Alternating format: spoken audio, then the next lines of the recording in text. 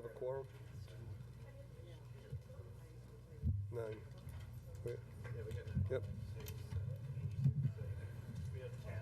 10. Okay.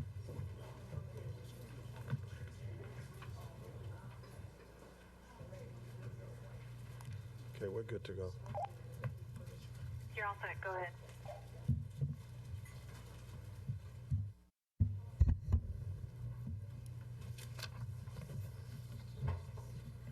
Okay, let me call tonight's meeting, Town Council meeting, November 7th, scheduled to start at 7 p.m. to order. With that being said, this meeting is being recorded and transmitted by the Town of Barnstable and is being broadcast over Channel 18. Under Massachusetts General Laws, Chapter 30A, Section 20, if anyone is planning to make an audio or video recording or transmit the meeting, they are required to notify the chair before doing so. Is anyone in the audience recording this or transmitting it? Not seeing anybody. Thank you. We'll move to the roll call. Madam Clerk. Councilors, Biedenbender. Here. Cullum. Here. Dagwan. Here. Flores. Here. Rapcrissetti. Present. Hebert. Present. Levesque. Present. Neary. Here. Schnepp. Here. Steinhilber. Here. Tinsley. Here. Wallace. Here. We have 11. I'm 12, sorry. Okay, thank you. I'd ask everyone to stand now for the Pledge of Allegiance.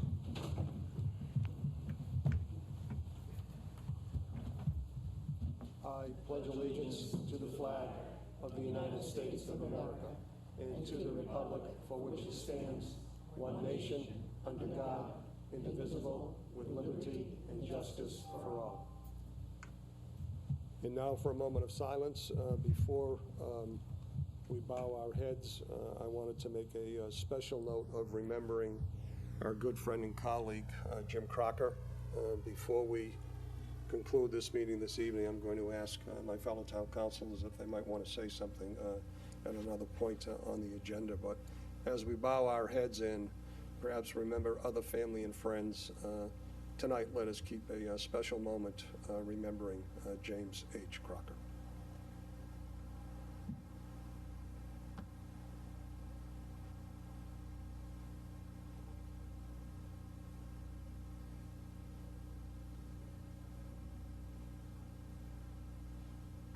Thank you.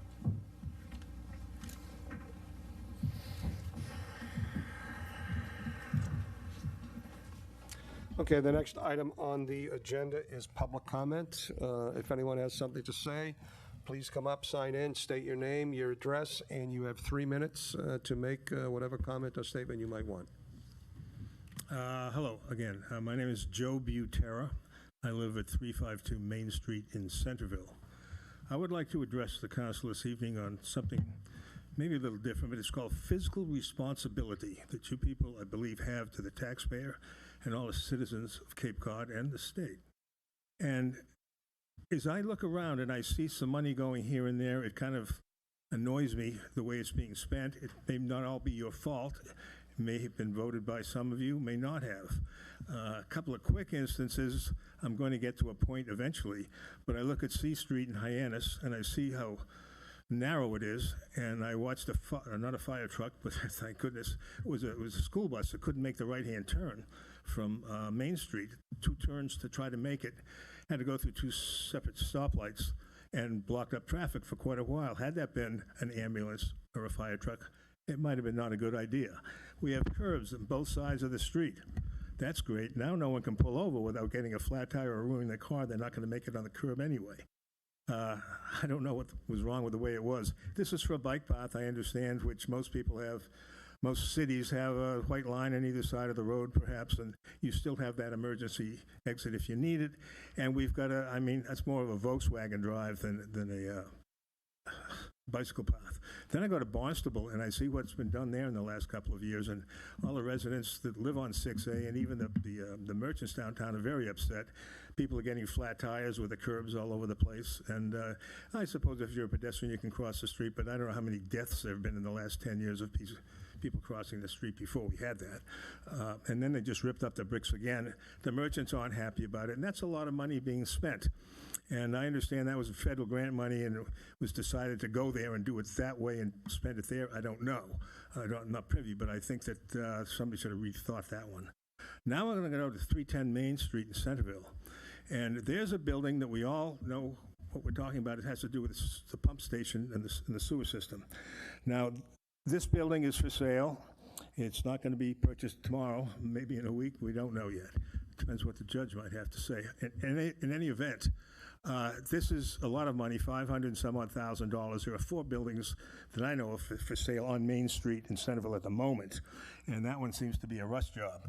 Now, the town engineer says there's no reason that this pump station could not be put in Mother's Park on that road up there that the town owns, would cost nothing, instead of buying $600,000 or under $600,000 worth of piece of property, tearing it down. You have 30 seconds left.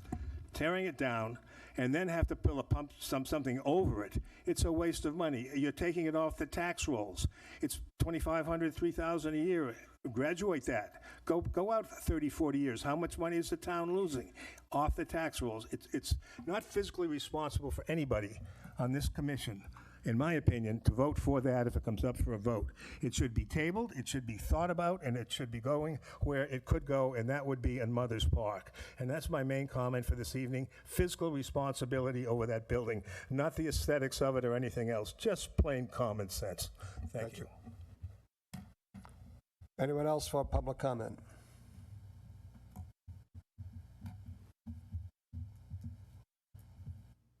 Good evening, Zenas Crocker, Barnstable Clean Water Coalition. Let's talk about money. Let's talk about $1 billion. Gentlemen maybe had some nice points. I want to congratulate this group and thank everybody here. Vice President Flores, for your service, for your time, for your work toward the clean water efforts. Councilor Wallace, Councilor Tinsley, who I haven't gotten to know, even though I've tried, and particularly my late cousin, Jimmy. So thanks for that effort. This panel and the group going forward is going to have a lot to do. I'm going to leave just my latest newsletters with Ann at a later date. So I just want to thank everybody, and I'll tell you a quick story. I think I have enough time. Jimmy and I didn't always see eye to eye, and a lot of guys and a lot of you always didn't see eye to eye with Jim. Yeah, we would sit down occasionally and laugh about one thing in particular.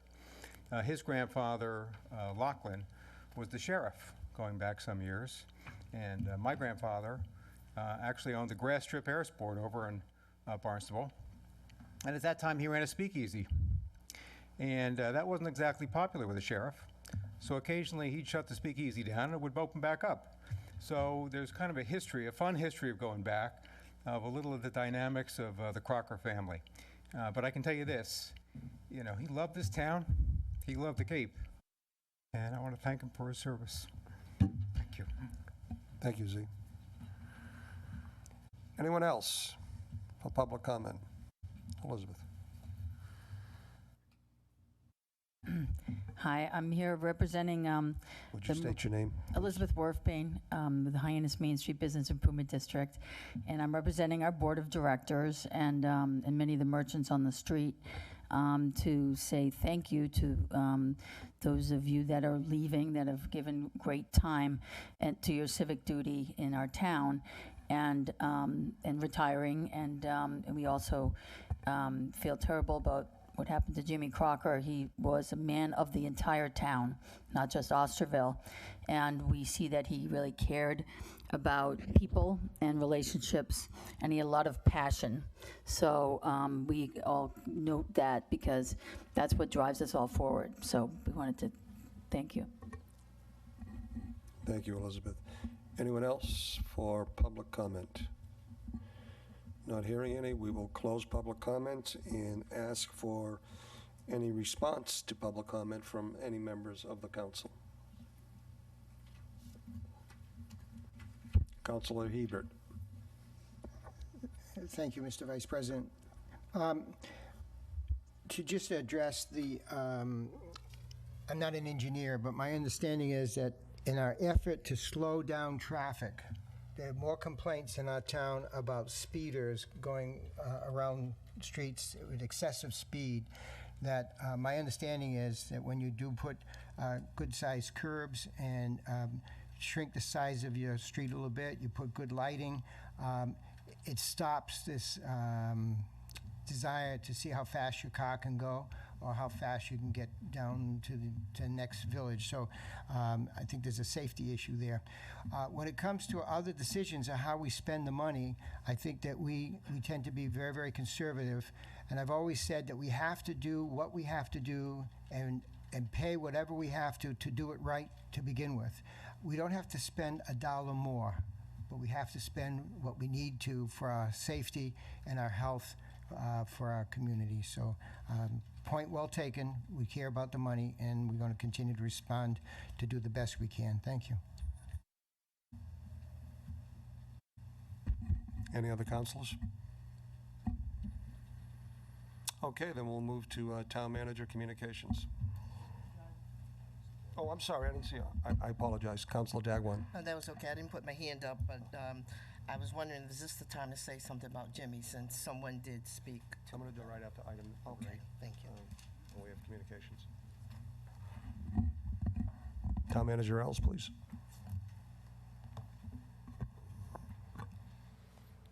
Good evening, Mark Els, Town Manager.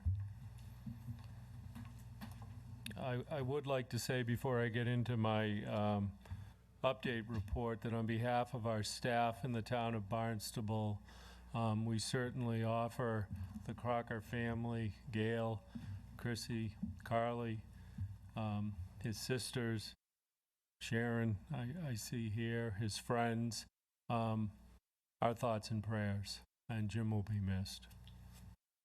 Thank you.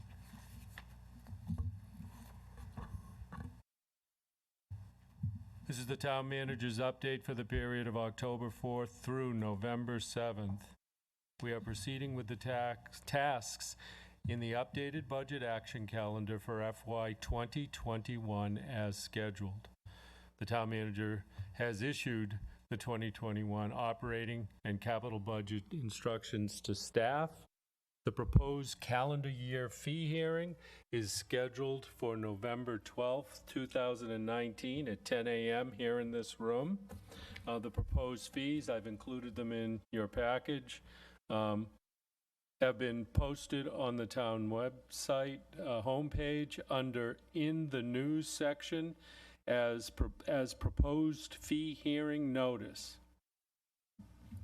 So you can find them right on the website. If you have any trouble, please reach out to us and we'll get you a hard copy or we'll give you the link. There's a scheduled joint meeting workshop with the school committee to review the financial condition of the town on November 21st, 2019. On that same evening, there will be a presentation on the tax levy shifting options for setting the FY 2020 tax rate. We want to provide the council with this information prior to the annually required tax classification vote that will be presented at the December 5th meeting. The votes include a decision on the percentage for a residential exemption, which can be in the range of 0 to 35%, and whether or not to split the tax rate between the residential and commercial classes of property. We have had a 20% residential exemption in place since FY 2006, and the council has elected not to split the tax rate since FY 2007.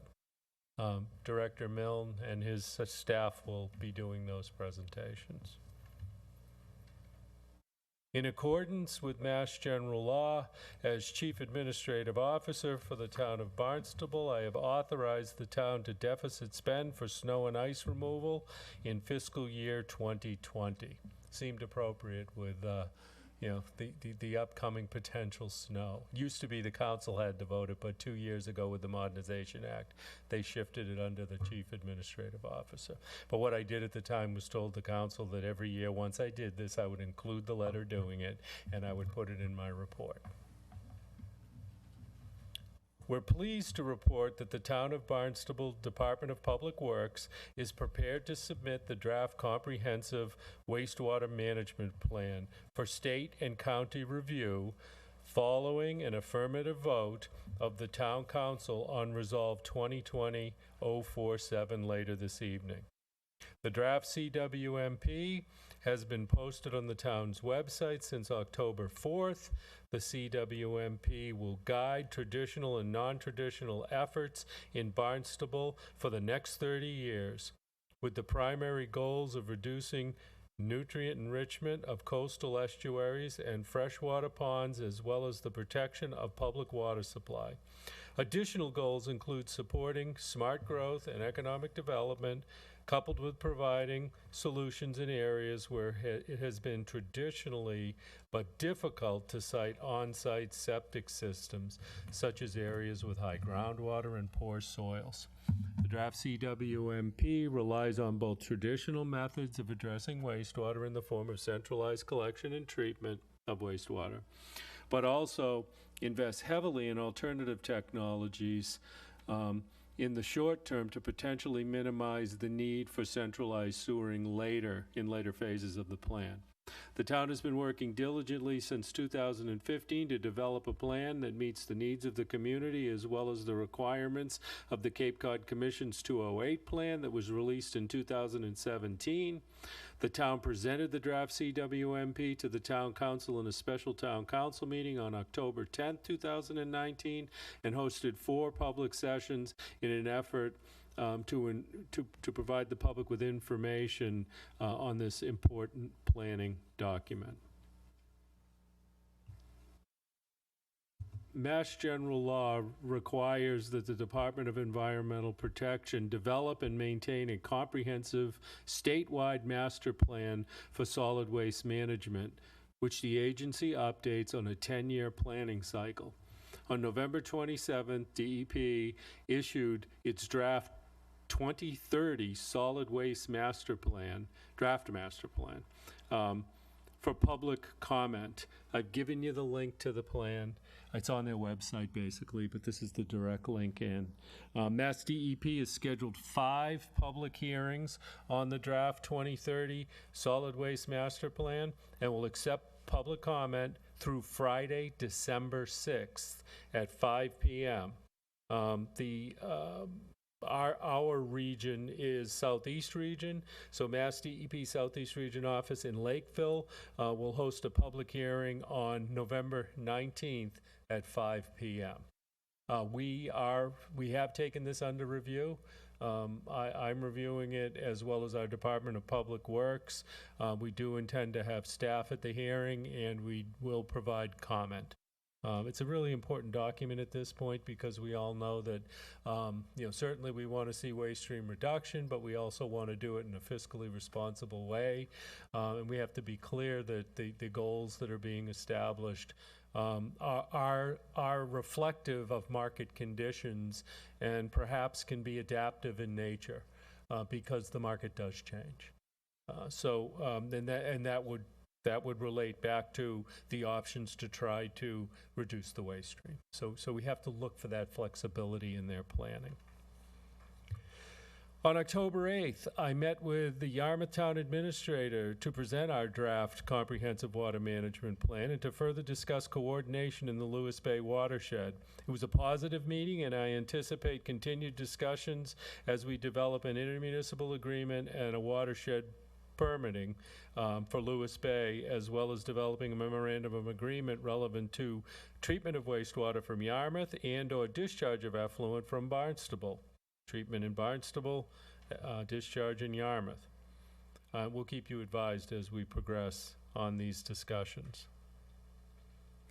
On July 2nd and again on August 27th, I sent letters to the Secretary of the Executive Office of Administration and Finance regarding the state bond bill that requested $1.6 million in funding for improvements to the Armory.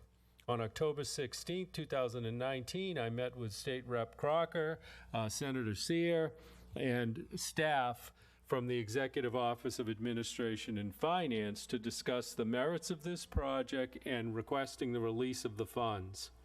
The state staff appeared committed to working with us to find the needed capital. I took our requests under review at this point. We're at a juncture here where we're ready to go out to bid on this. We're finishing up the hazmat. You've seen fit to approve funds for us to do that, for us to do design. We're looking to create a functional structure over there so that we can proceed. And we want to know what the various funding sources are, because that will obviously play into what we do post improvement. If we have no funding sources, it is obviously different than if they provide us this $1.6 million. It's unclear whether these earmarks are actually available. I would guess that if you added all the earmarks up in any given year, there might not be funding to support that. So obviously, we need to make a strong case to secure these funds. Our discussion did move toward other funding sources that might help us to secure these funds more quickly. So I will continue the discussions, but I hope to get closure this calendar year because we need to make some decisions on this one. It's been too long. So it's time for us to move on it. And that concludes my town manager report. Director Milne is here if there are any questions on the financial side. Director Santos is here if there's any questions about the CWMP. I also wanted to take this opportunity to thank our counselors that are departing. Certainly Jim Tinsley and Phil Wallace and John Flores. I greatly appreciate the support and the leadership and the commitment that you've shown to our community and to our staff and to me personally. So thank you. It's been a real privilege to work with you, and I'm honored that under your time here you selected me as town manager. So thank you all. Thank you, Manager Ellis. Okay. Item number 7 on the agenda. We're going to act on minutes, including any executive session. I was going to do it through communications. Do it now? Okay. Any response to town manager's comments before we move to the minutes? Paula? Just have a couple questions. Thank you. Thank you, Mark, for your report. Under the DEP Solid Waste Management Plan, could you perhaps just summarize a couple of the goals that the state is looking at and how that conforms with, as you mentioned, the changing market with recyclables and solid waste? It's unclear to me how it, I think that many of the goals are the same. They're looking for waste stream reduction. They're looking to engage communities in that by creating, a review committee to help them look at the issue. So I don't know that it's significantly different from what I've seen in the past.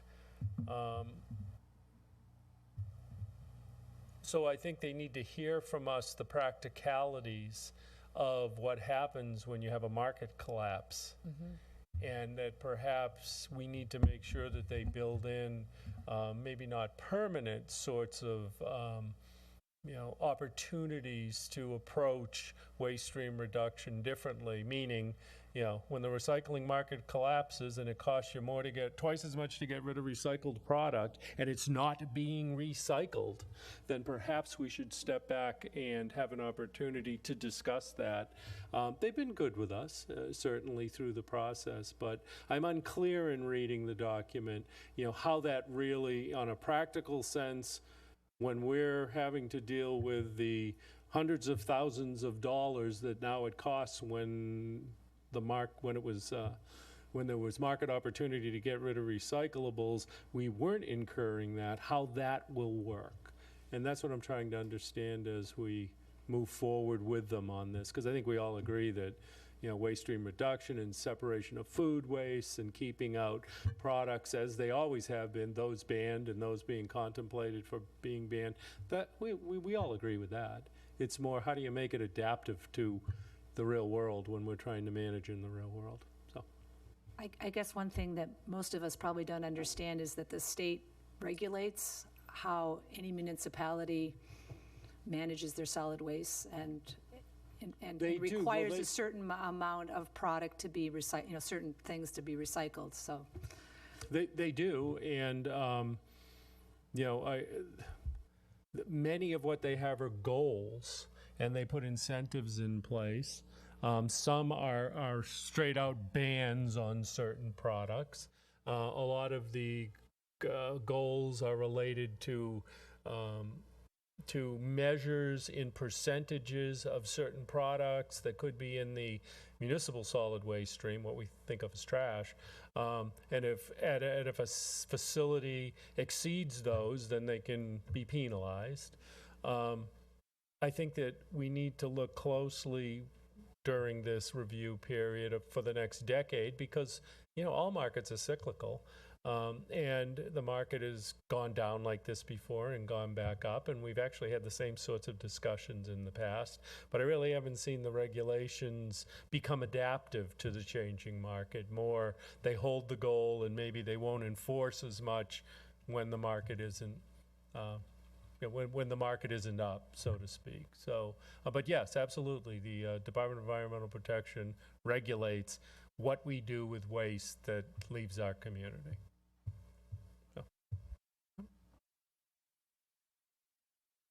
Any other comments? Councilor Pepperson. Thank you. Keeping on the solid waste facility, after the last storm that we had, I had several constituents asking about storm debris, and I know one of our neighboring communities was allowing people to bring, you know, branches and whatnot. Why sometimes do they allow us and other times not? I mean, does DEP make that Yes. determination depending on the severity of the storm, or what? Well, Or we is it always because have- we have, you know, we have a stump dump across the way? Why? We always have the opportunity in the event of a significant storm or some sort of occurrence to ask for a temporary permit. We're not permitted to take branches and stumps, so we just can't say that. We need to go to DEP and ask. We have in the past. We didn't get a lot of outcry from our public about this, and typically that's what will trigger us to do it. If we look around and we start seeing a curbside and we have residents calling us, I'm not aware that we had much of that. I did talk to Director Santos. I think there were some calls, but not a lot with this one. So that's why. But we can ask for it in the event, and then we're not really set up to process large amounts.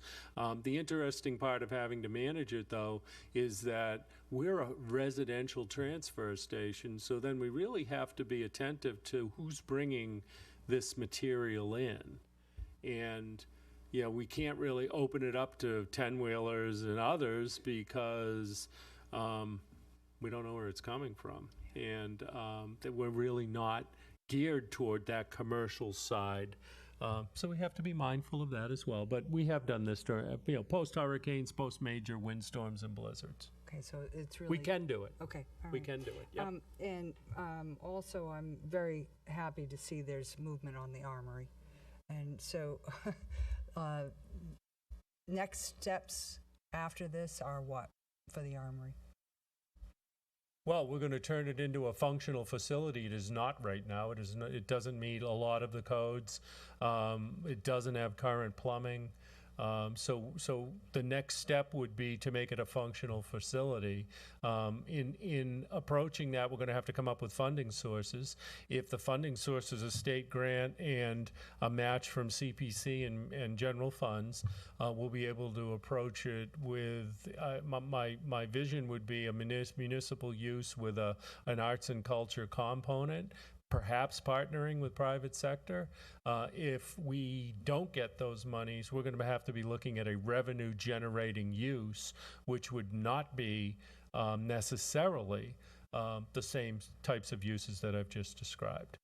So we need an answer on the revenue stream, because we're talking about a $3 to $5 million project by the time you get to the end of this. Absolutely. So we're not looking to put money somewhere just for the sake of, I mean, the state gave this to us for $1 for a reason.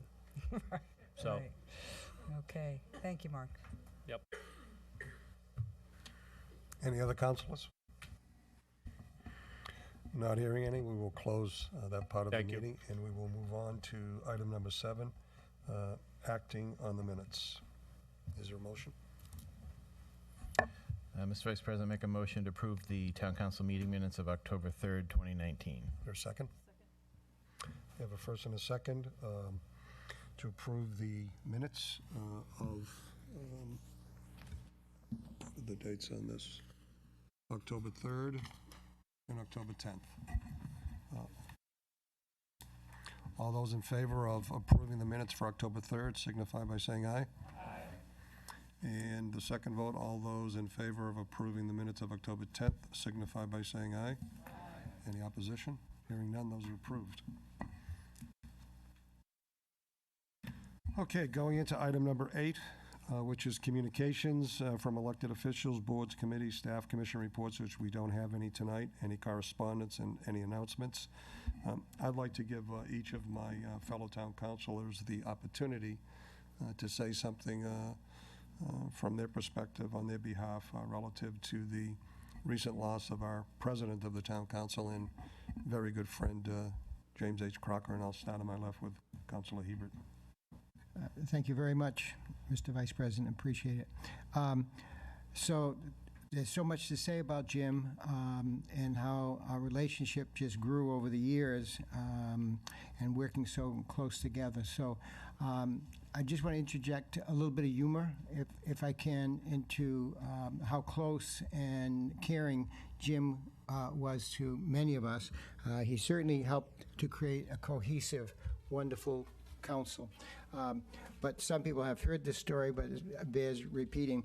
So I've been in social services for a long time. So when you're in social services, you don't have a whole lot of time to take care of your clothing or to even have the resources sometimes. So Jim and I had come to, I forget what board commission it was that we were part of, but we were not speakers at it. So we were sitting down right about where Mr. Milner is sitting, and so I had a pair of kind of dress shoes, and in the bottom was a light veneer. And so I'm sitting there, and I put my foot up on my knee, and so on the veneer was coming off in pieces. And so Jim looked at it, and he thought it was a leaf. So Jim just bent over and grabbed that and just yanked it off. So we're friends, and I said, Jim, that's my shoe. And so we had a great laugh, but that's how close we got. I mean, he paid attention to detail, and it was not unusual for him to, kind of make sure my coat was, help keep me dressed and looking good.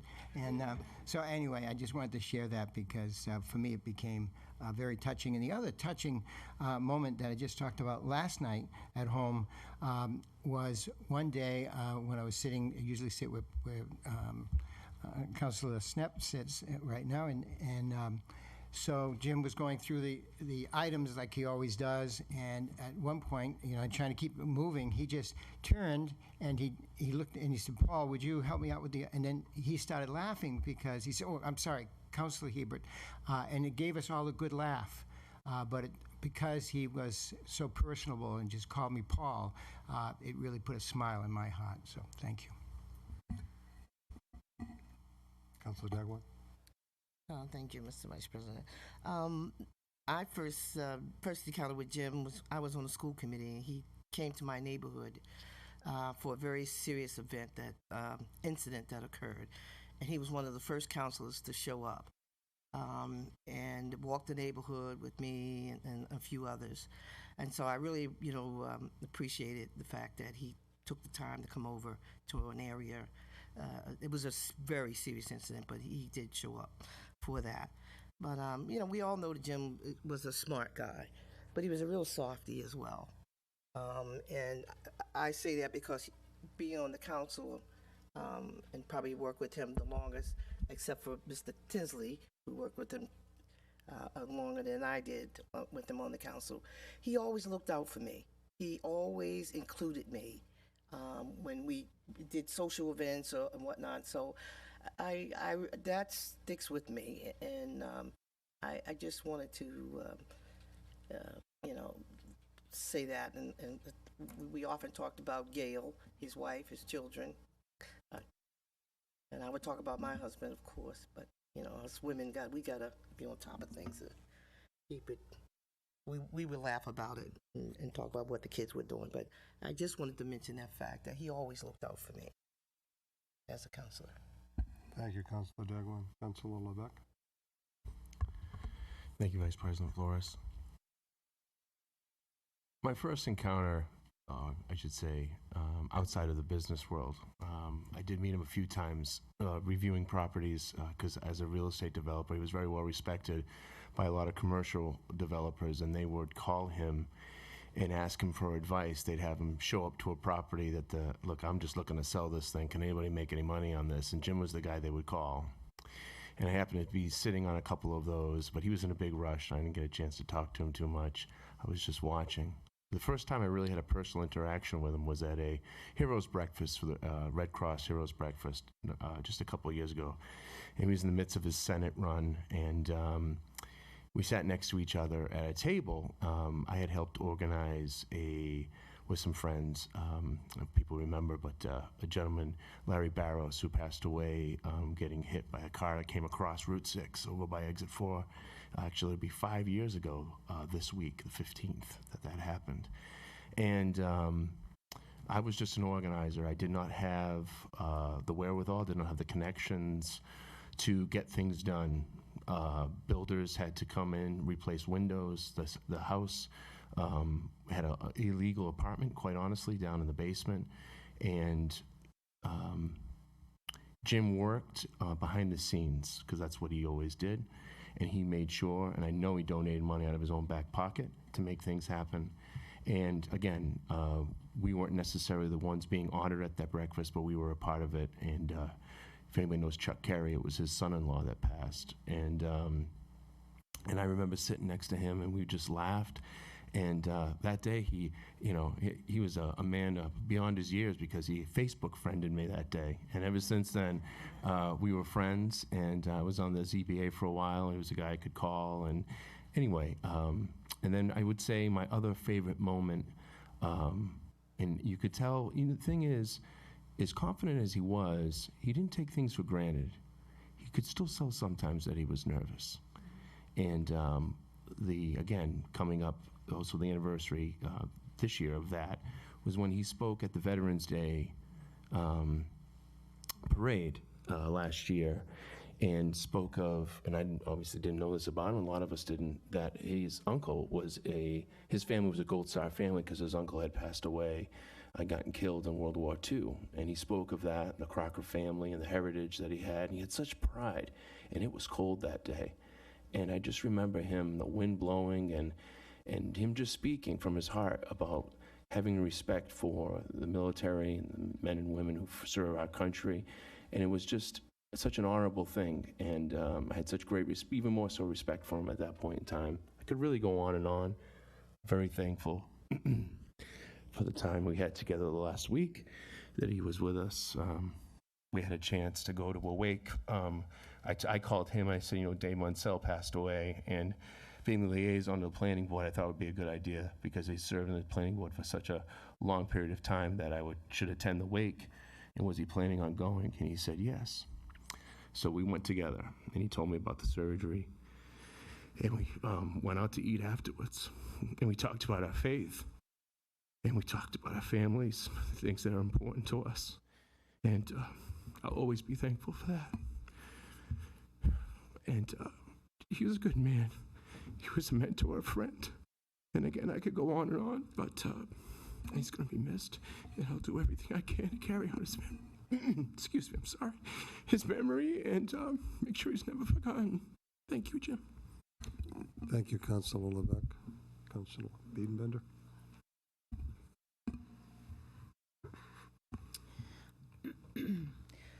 So I probably knew Jim the least, or among the least, of most everyone sitting here. But it says a lot to the man and who he was, and the his stature, that in the 2 years plus, that short amount of time that I knew him, what an impact he made on me. Jim and I got off to a rough start, but through that, Jim, I would say, through that process, taught me more about town council, working together, what needs to get done, how you get things done, than anybody else has.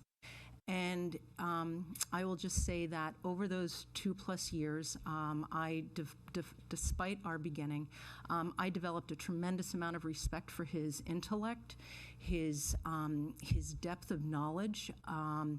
His loss here on the council will be deeply felt. There's no one else that carried the amount of information and history in his head than Jim. And he was also such an amazing strategic thinker. He knew what he was doing 6 moves down the road. And that, that's someone you can really learn from. So I will just say that, I'm sorry that the time that I knew Jim was so brief, because he was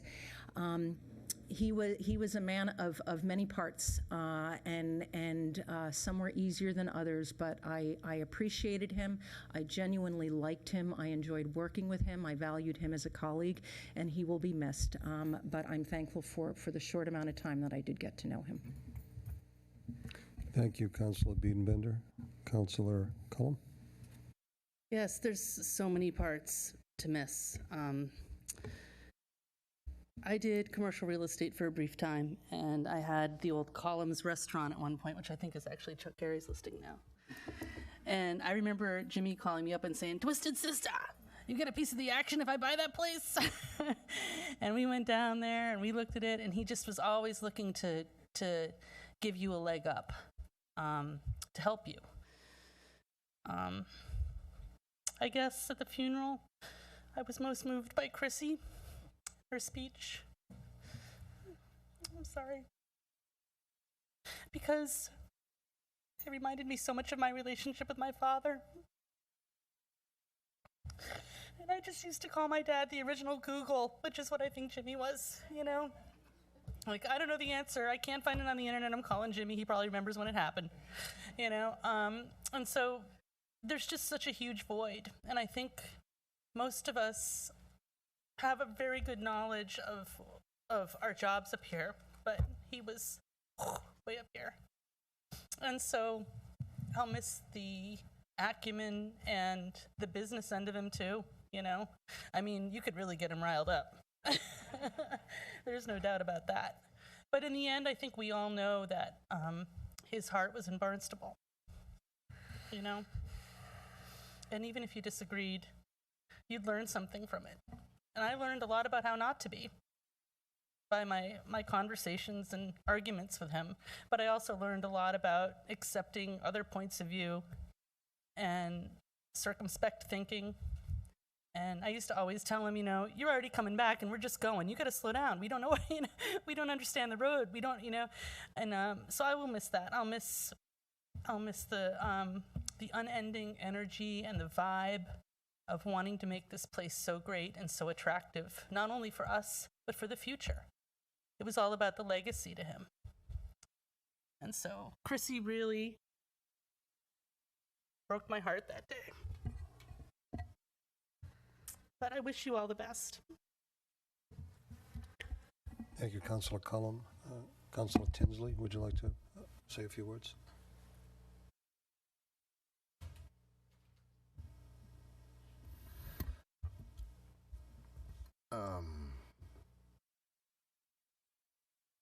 When I first came on the council, I sat by Jimmy, and I can remember docks and piers. That was the big to-do on the council.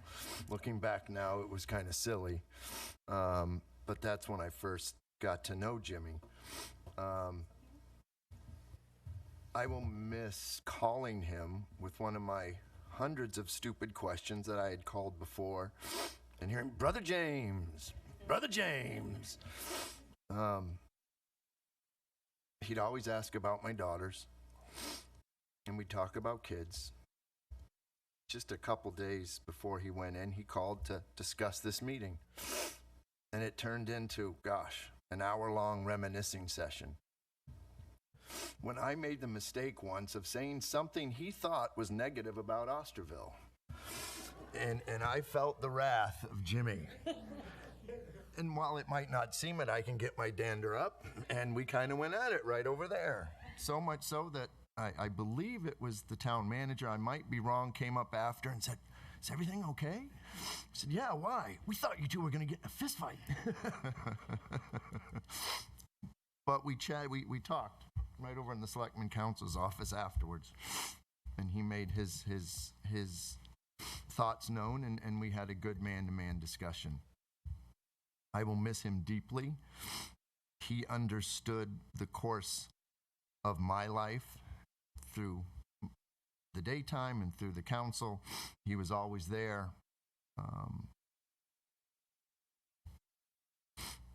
And there is a big hole in my heart in the town of Barnstable, and we will forever remember him. Thank you, Councilor Tinsley. Councilor Schnapp. I too have had a short but very influential time with Jimmy. I am constantly reminded of all the things that he touched in this town, whether in the village. So many of the projects that have come before us in the 2 years I've been on the council had his fingerprints all over it. They probably never would have arrived for our discussion or decisions. And what I learned over the course of time was that he really was doing this because he really cared. He cared about the future of this town, as others have said. And I feel that that's the legacy he's leaving us, to continue to put the town, foremost in all our decision making. I too remember the Veterans Day memorial service, Matt, that you mentioned, and I came away with, seeing him in such a different light because of his willingness to really be so personal in his sharing his memories with us. And I was fortunate to have him share a memory with me that may not be familiar to most of you in the room, so I'll share it tonight. We had the chance to be at a dinner at the Mass Municipal Association. I think it was just this year, and we were sitting next to each other, and I found out that he was a rower for his freshman year in college. And I'm a rower, so that's how that conversation came up. And I was like, I look at him thinking football player, not rower, but apparently he was able to row when I believe he went to Northeastern University for a year, and he rowed.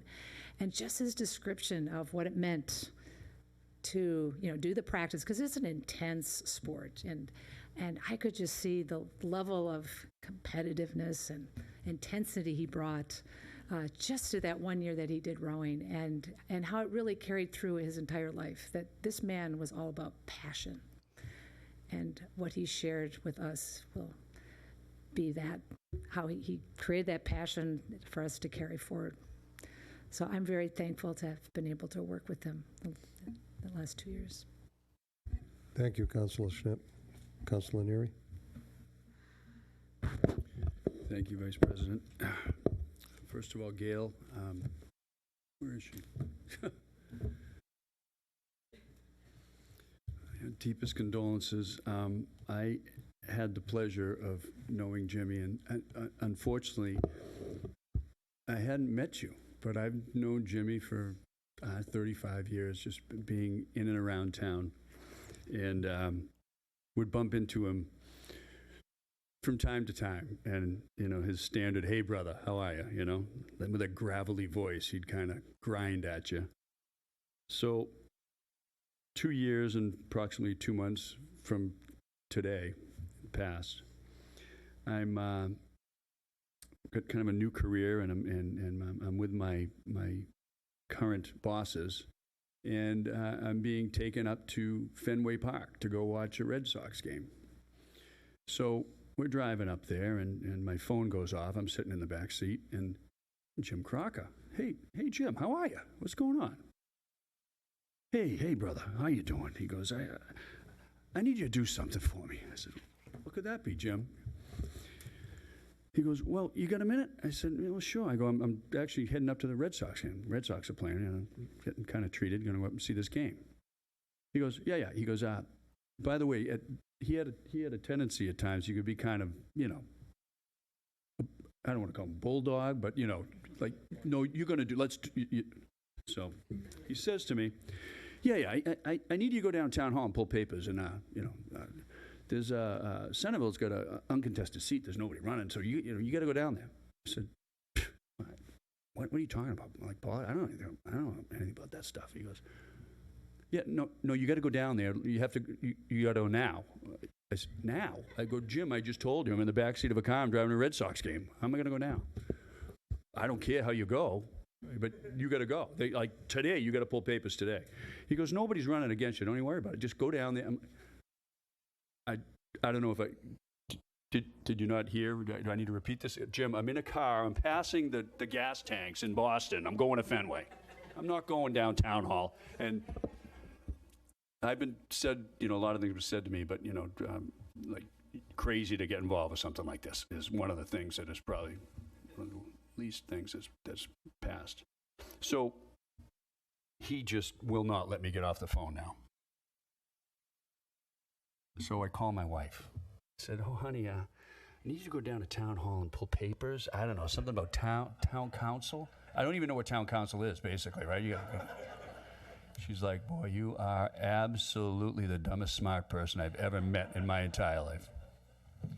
So he tells me not to worry about it.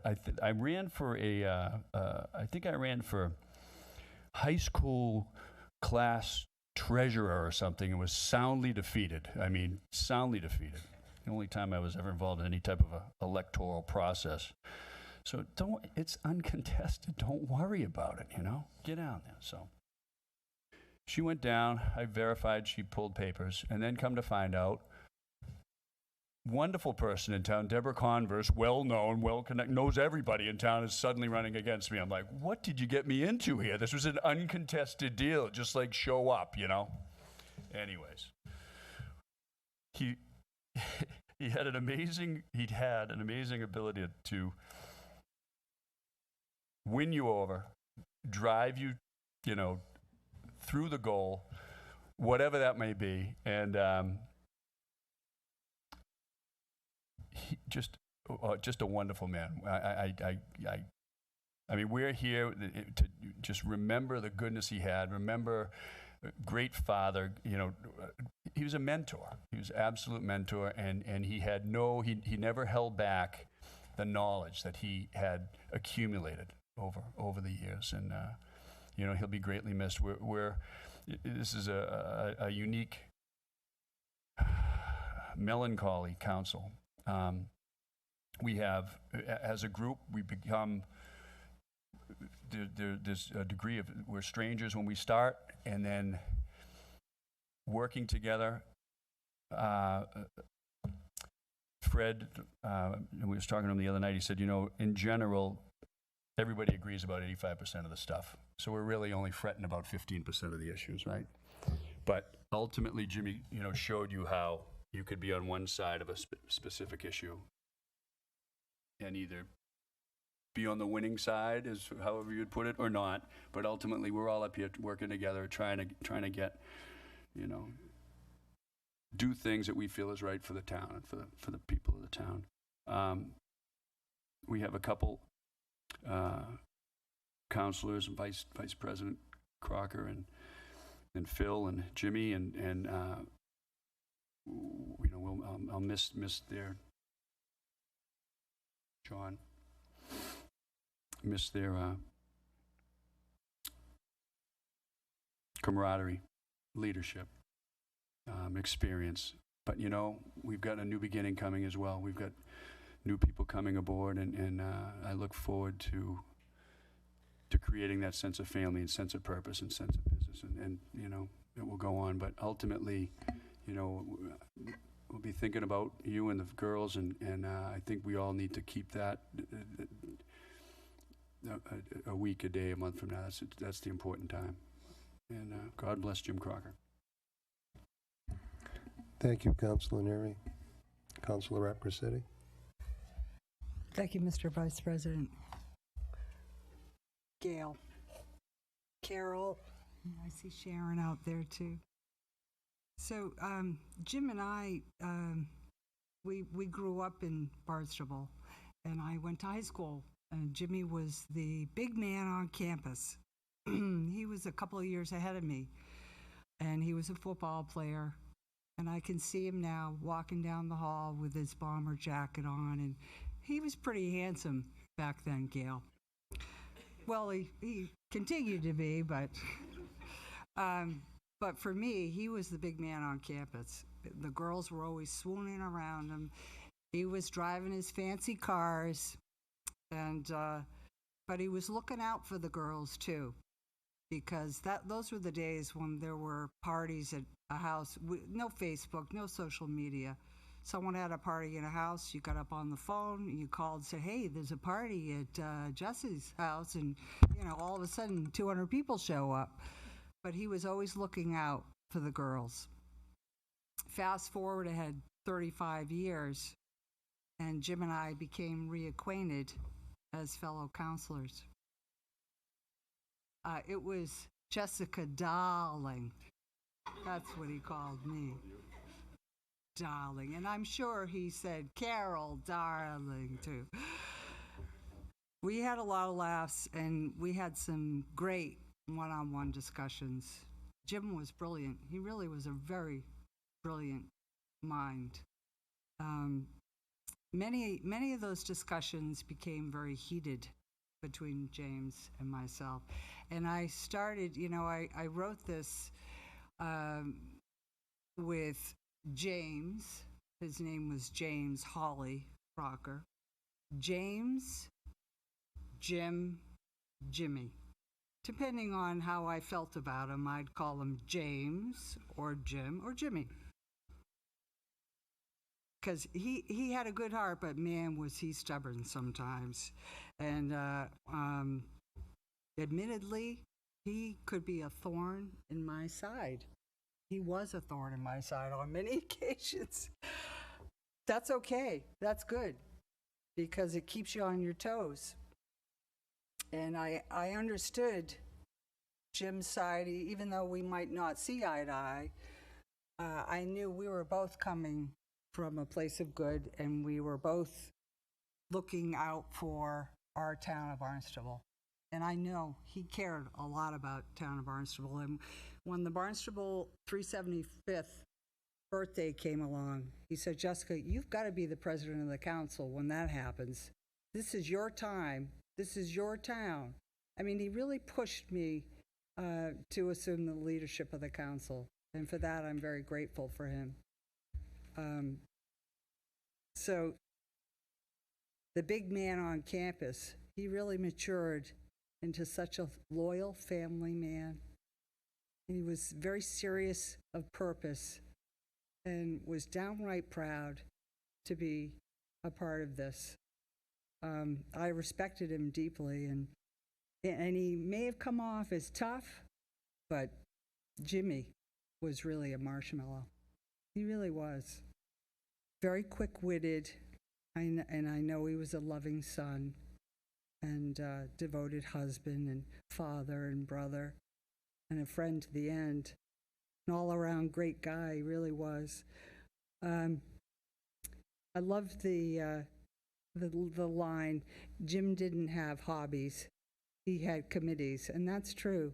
He really was devoted, and I thank Jimmy for his guidance, and I'm really going to miss him, and I'm very sorry for your loss. Thank you, Councilor Representing. Councilor Wallace.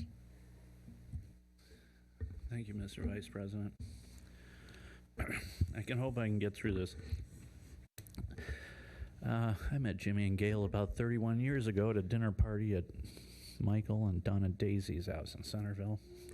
And I didn't really get to know them well, but I remember him because he was such a powerful personality even at that party that, you know, he had this like charisma and an attractability that made you want to stay close to him.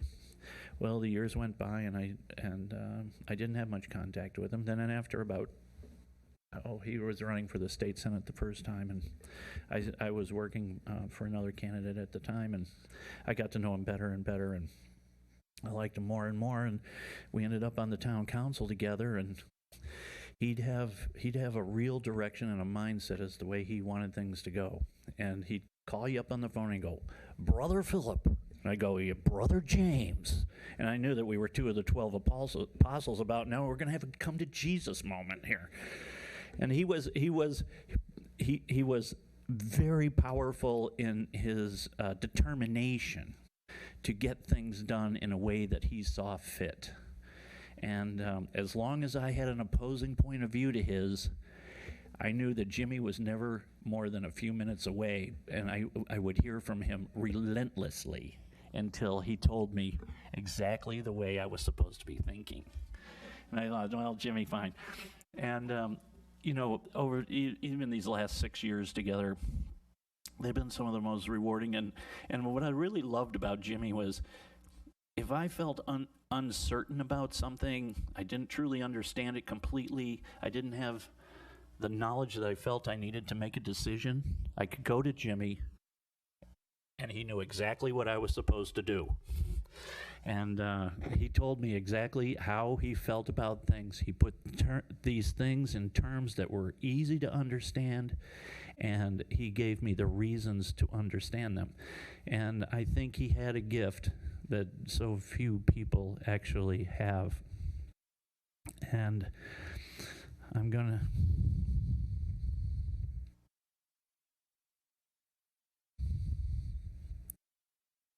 miss him a lot, and I miss him every day. I think about him every day. I think about Gail and the girls every day.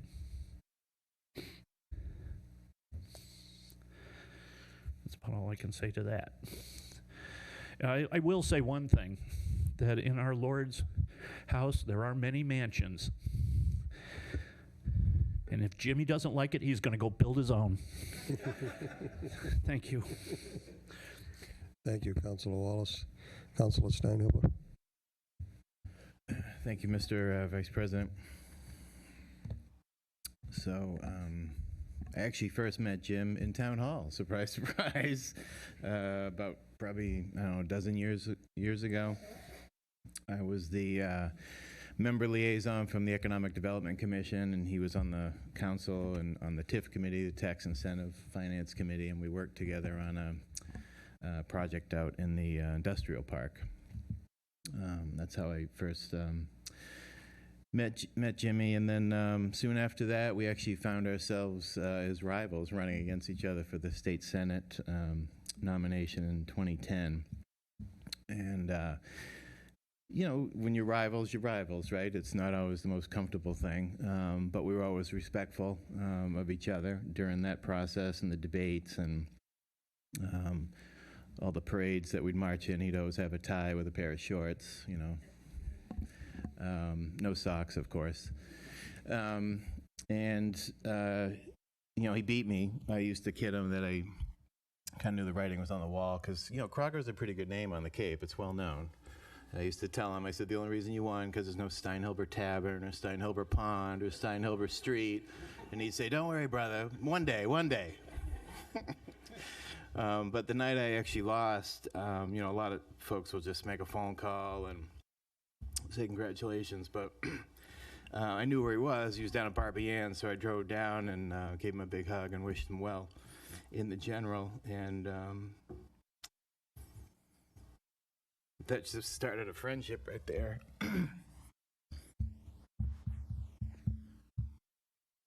And then, sorry, 2 years later, we ended up on the council together. And then I lost my dad in a car accident about 6 years ago in December. Some of the councilors remember that, obviously. And probably the first person in my house was Jimmy pulling in the driveway. It's just the type of guy he was. And, you know, I always wanted to talk about the kids. And, you know, if you were on vacation, he'd always text and check in, hope you're having a good time with the kids and the family. And, you know, just really spoke to who he was as a friend and as a guy. And then the time that we spent together as president, vice president, and all the hours and days and weeks, you know, we spent in the conference room next door, and some of the big projects that we've taken on as a council, you know, beyond obviously the sewer project, but you know, kickstarting the water well project, Flanos water system, obviously with Mark Ells' leadership too, and getting that the Kmart Plaza lease renegotiated. I mean, these are things that other councils just would not take on. You know, we should be really proud of the work that we've done these last handful of years. And he was always so proud of that work, like the big stuff that was getting done, and didn't care about the credit or anything like that. He just was really proud to be part of a group that was doing, you know, big work. And I just, like I said, we became really good friends, someone I talk to every day. Just can't replace that kind of a friend, so it's going to be tough. But last call I had with him, you know, a couple of days before the surgery, it's just a really good call. I'll always remember that. Talked about council stuff, talked about family, talked about the Patriots, and, you know, just hung up and said, I'll talk to you later, brother. And I just can't believe he's gone.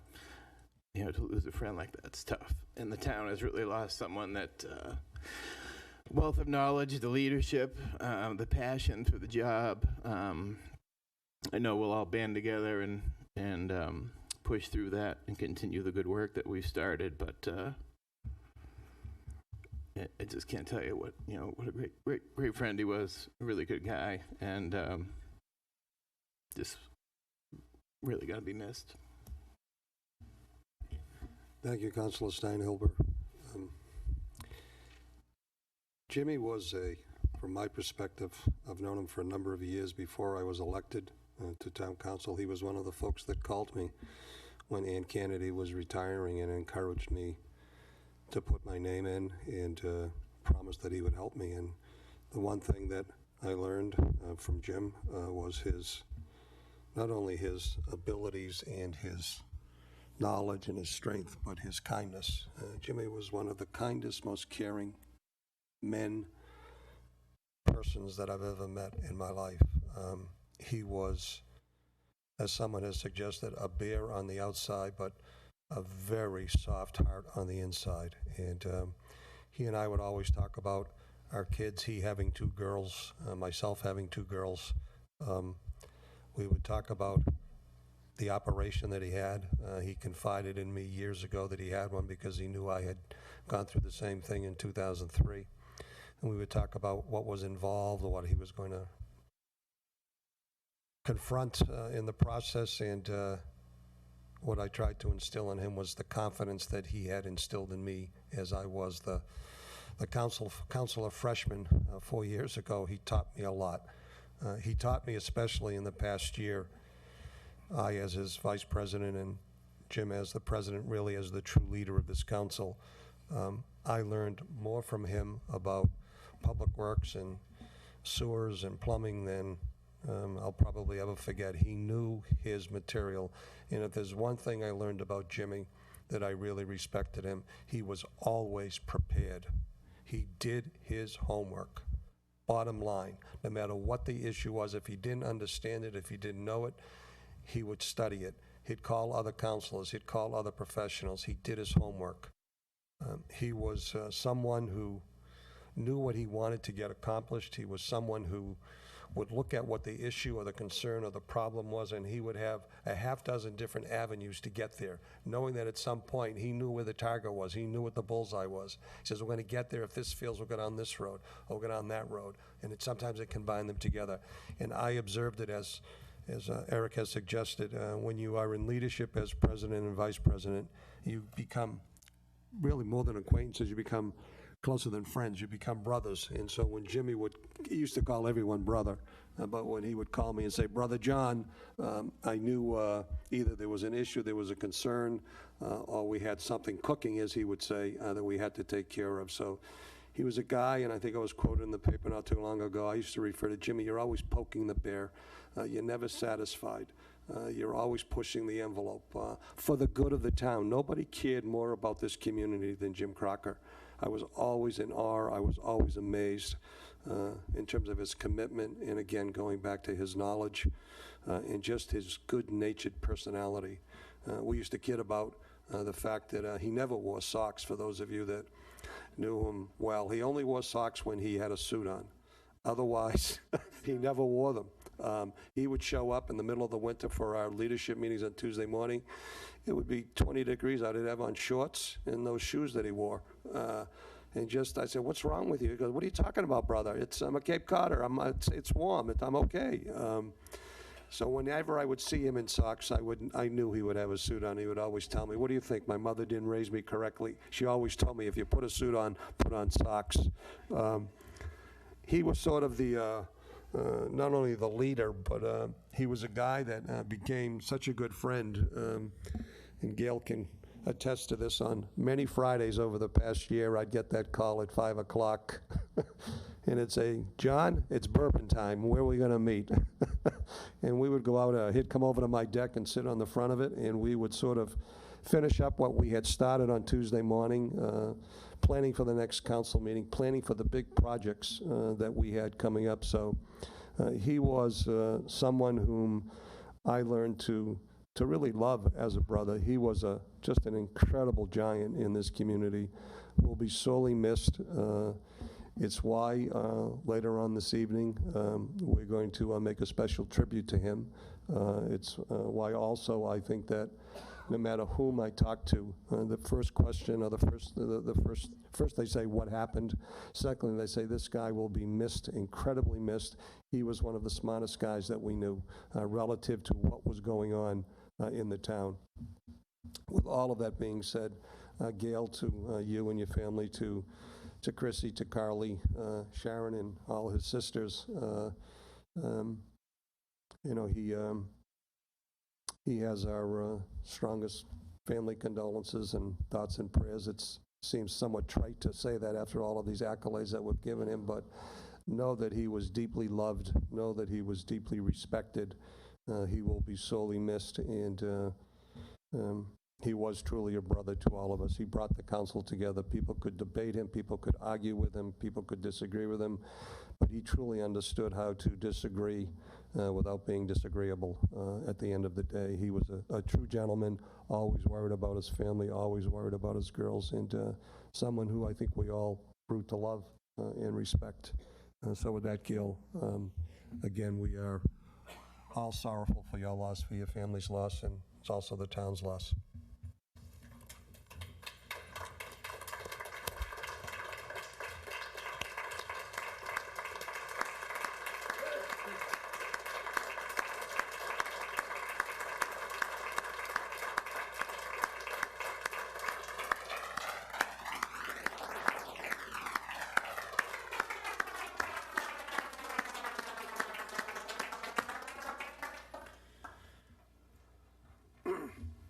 If there are there any other communications from any of the councilors before we take something out of order?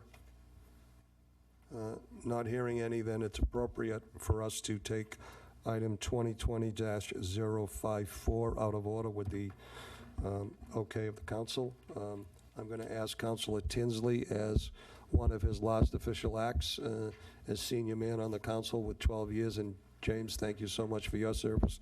If you would please read 2020-054.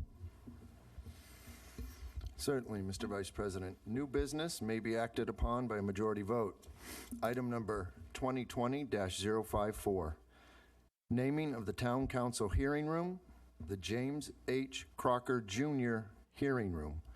Be it resolved that in recognition and appreciation of James H. Crocker Jr.'s long-standing service to the town of Barnstable, the Town Council does hereby request the town manager to designate the Town Council Hearing Room in Town Hall as the James H. Crocker Jr. Hearing Room, and determine a date on which to hold a ceremony and affix a plaque to celebrate this naming. There has been a motion made, a second. Is there any discussion? Not hearing any, we'll call for a vote. I'd like a roll call on this.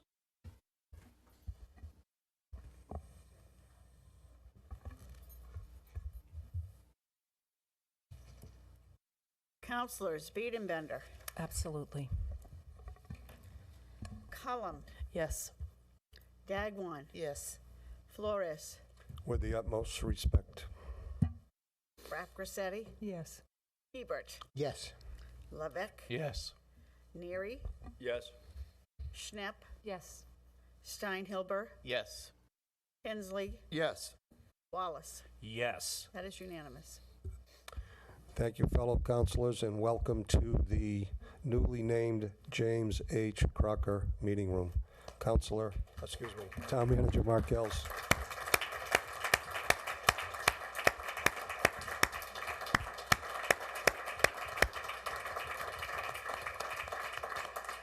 Thank you for that resolve. As town manager, it falls under town manager authority to manage property, certainly, and therefore, in following with this resolve here forward, this town council hearing room will be known as the James H. Crocker Jr. Hearing Room. Thank you all.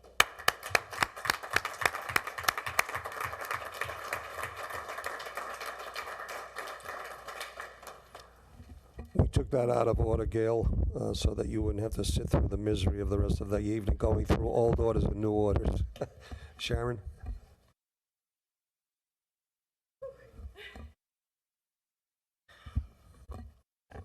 Thank you.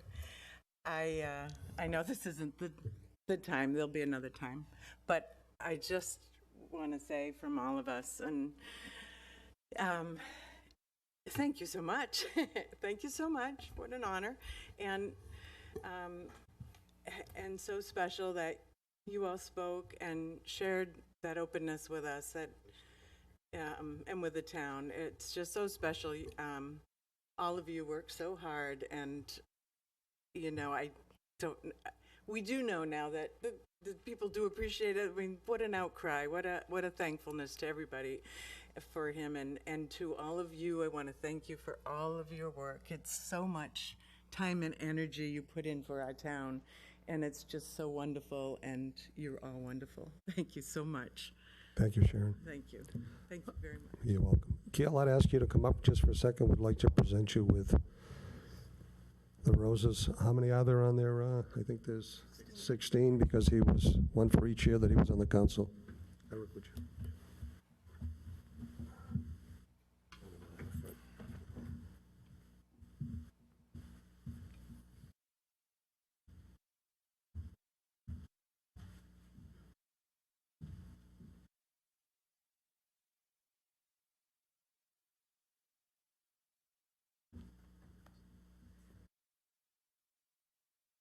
You want to present Gail also with the name that was on the door of our office as President James H. Crocker. Put it somewhere safe. Don't be missed.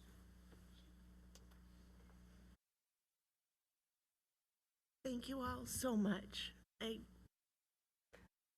There's no words. Thank you.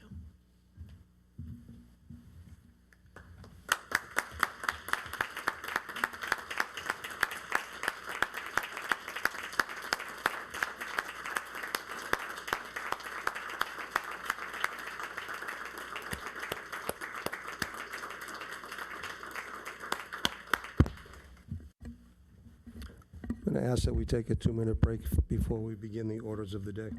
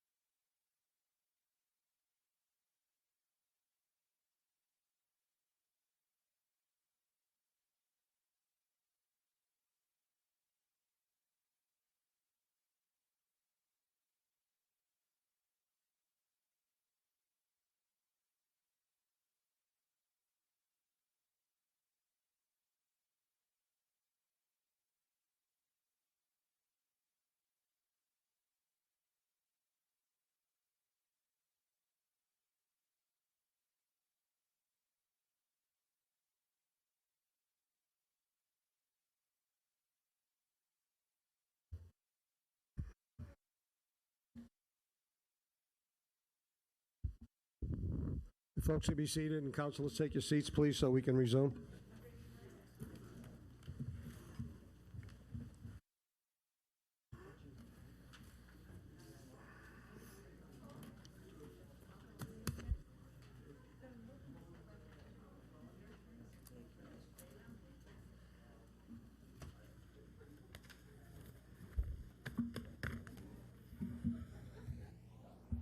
Who are we missing?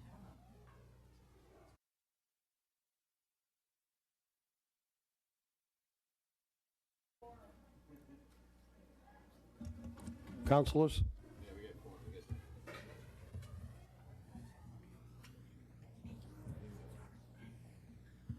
Okay, we're ready to start.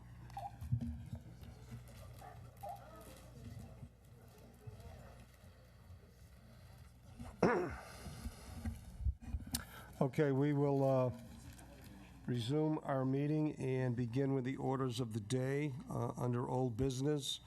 The first item is 2020-019.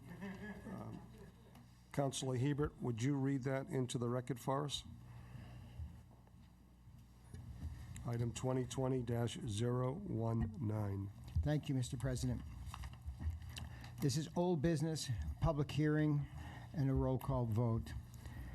Item number 2020-019, amending the code of the Town of Barnstable, Part 1, General Ordinances, Chapter 240, Zoning, Article 2, Section 9, to remove seasonal restrictions on the erection of tents as temporary accessory structures to the existing permanent businesses. Okay, this is a public hearing. There's a motion to open. I have a first and a second. We have some staff rationale to open this public hearing. I had Liz Hartgrove, but we have Paul. Good evening, Paul Wackrow, Planning and Development. Item 2019 is a zoning amendment to remove seasonal restrictions on the erection of tents as temporary accessory structures to permanent businesses.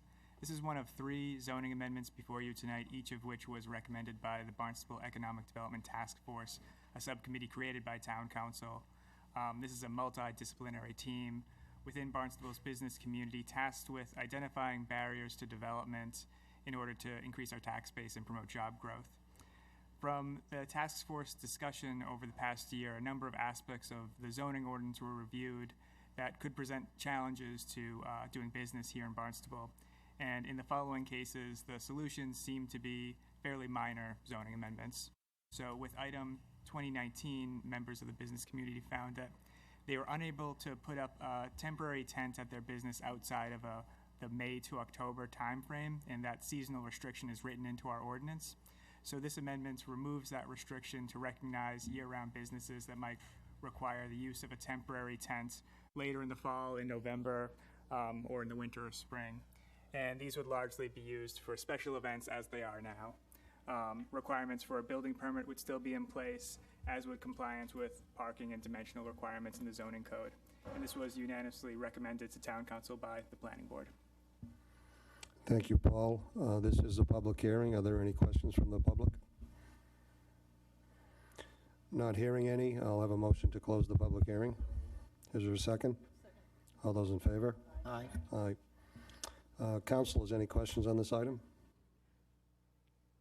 Councilor Thank you, Schnapp? Mr. Vice President. Just out of curiosity, why the time restrictions in the first place? I'm not quite sure. I think they might have been geared towards seasonal businesses or imagined towards seasonal business was when it was first passed. But I know this has been a challenge for businesses for some time, at least since I've been here. As it stands now, if someone wanted to erect a temporary tent today associated with the business, they would need a variance from the Zoning Board of Appeals, which is a pretty high bar for a tent for a special event. So it's something that I think we wanted to address for some time. Thank you. Vice Chair, any other questions? Any councils?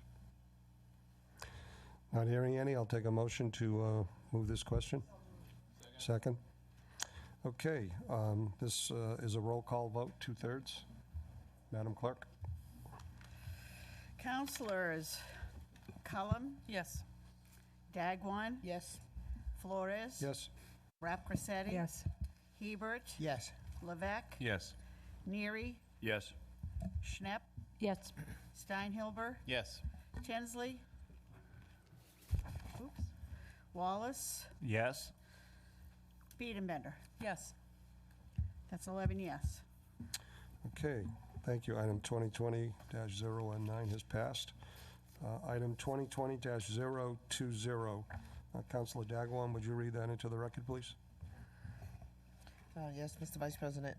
Amending item 2020-020 20, amending the Code of the Town of Barnstable, Part 1, General Ordinances, Chapter 240, Zoning, Article 7, sign regulation to eliminate the location hardship requirement for a frame signed in Hyannis Village Business District. And this is open for a public hearing. Okay, so we are going to open the public hearing. We have a motion to open. We have a second. We have some staff. Again, it's Paul. Good evening, Paul Wackrow, Planning and Development. So this is item 2020, removing the location hardship requirement for A-frame signs in downtown Hyannis. This is the second proposal before you from the Economic Development Task Force. And this really comes from a finding that both seasonal and year-round businesses prefer some flexibility in how to manage the visibility of their business.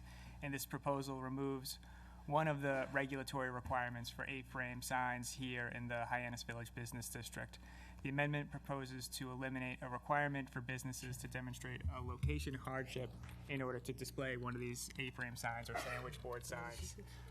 So the current requirement is for applicants to prove to the planning board that there's some obstruction blocking the visibility of their regularly permitted signage, their wall signs or their freestanding signs, and the A-frame sign will increase that visibility for their business.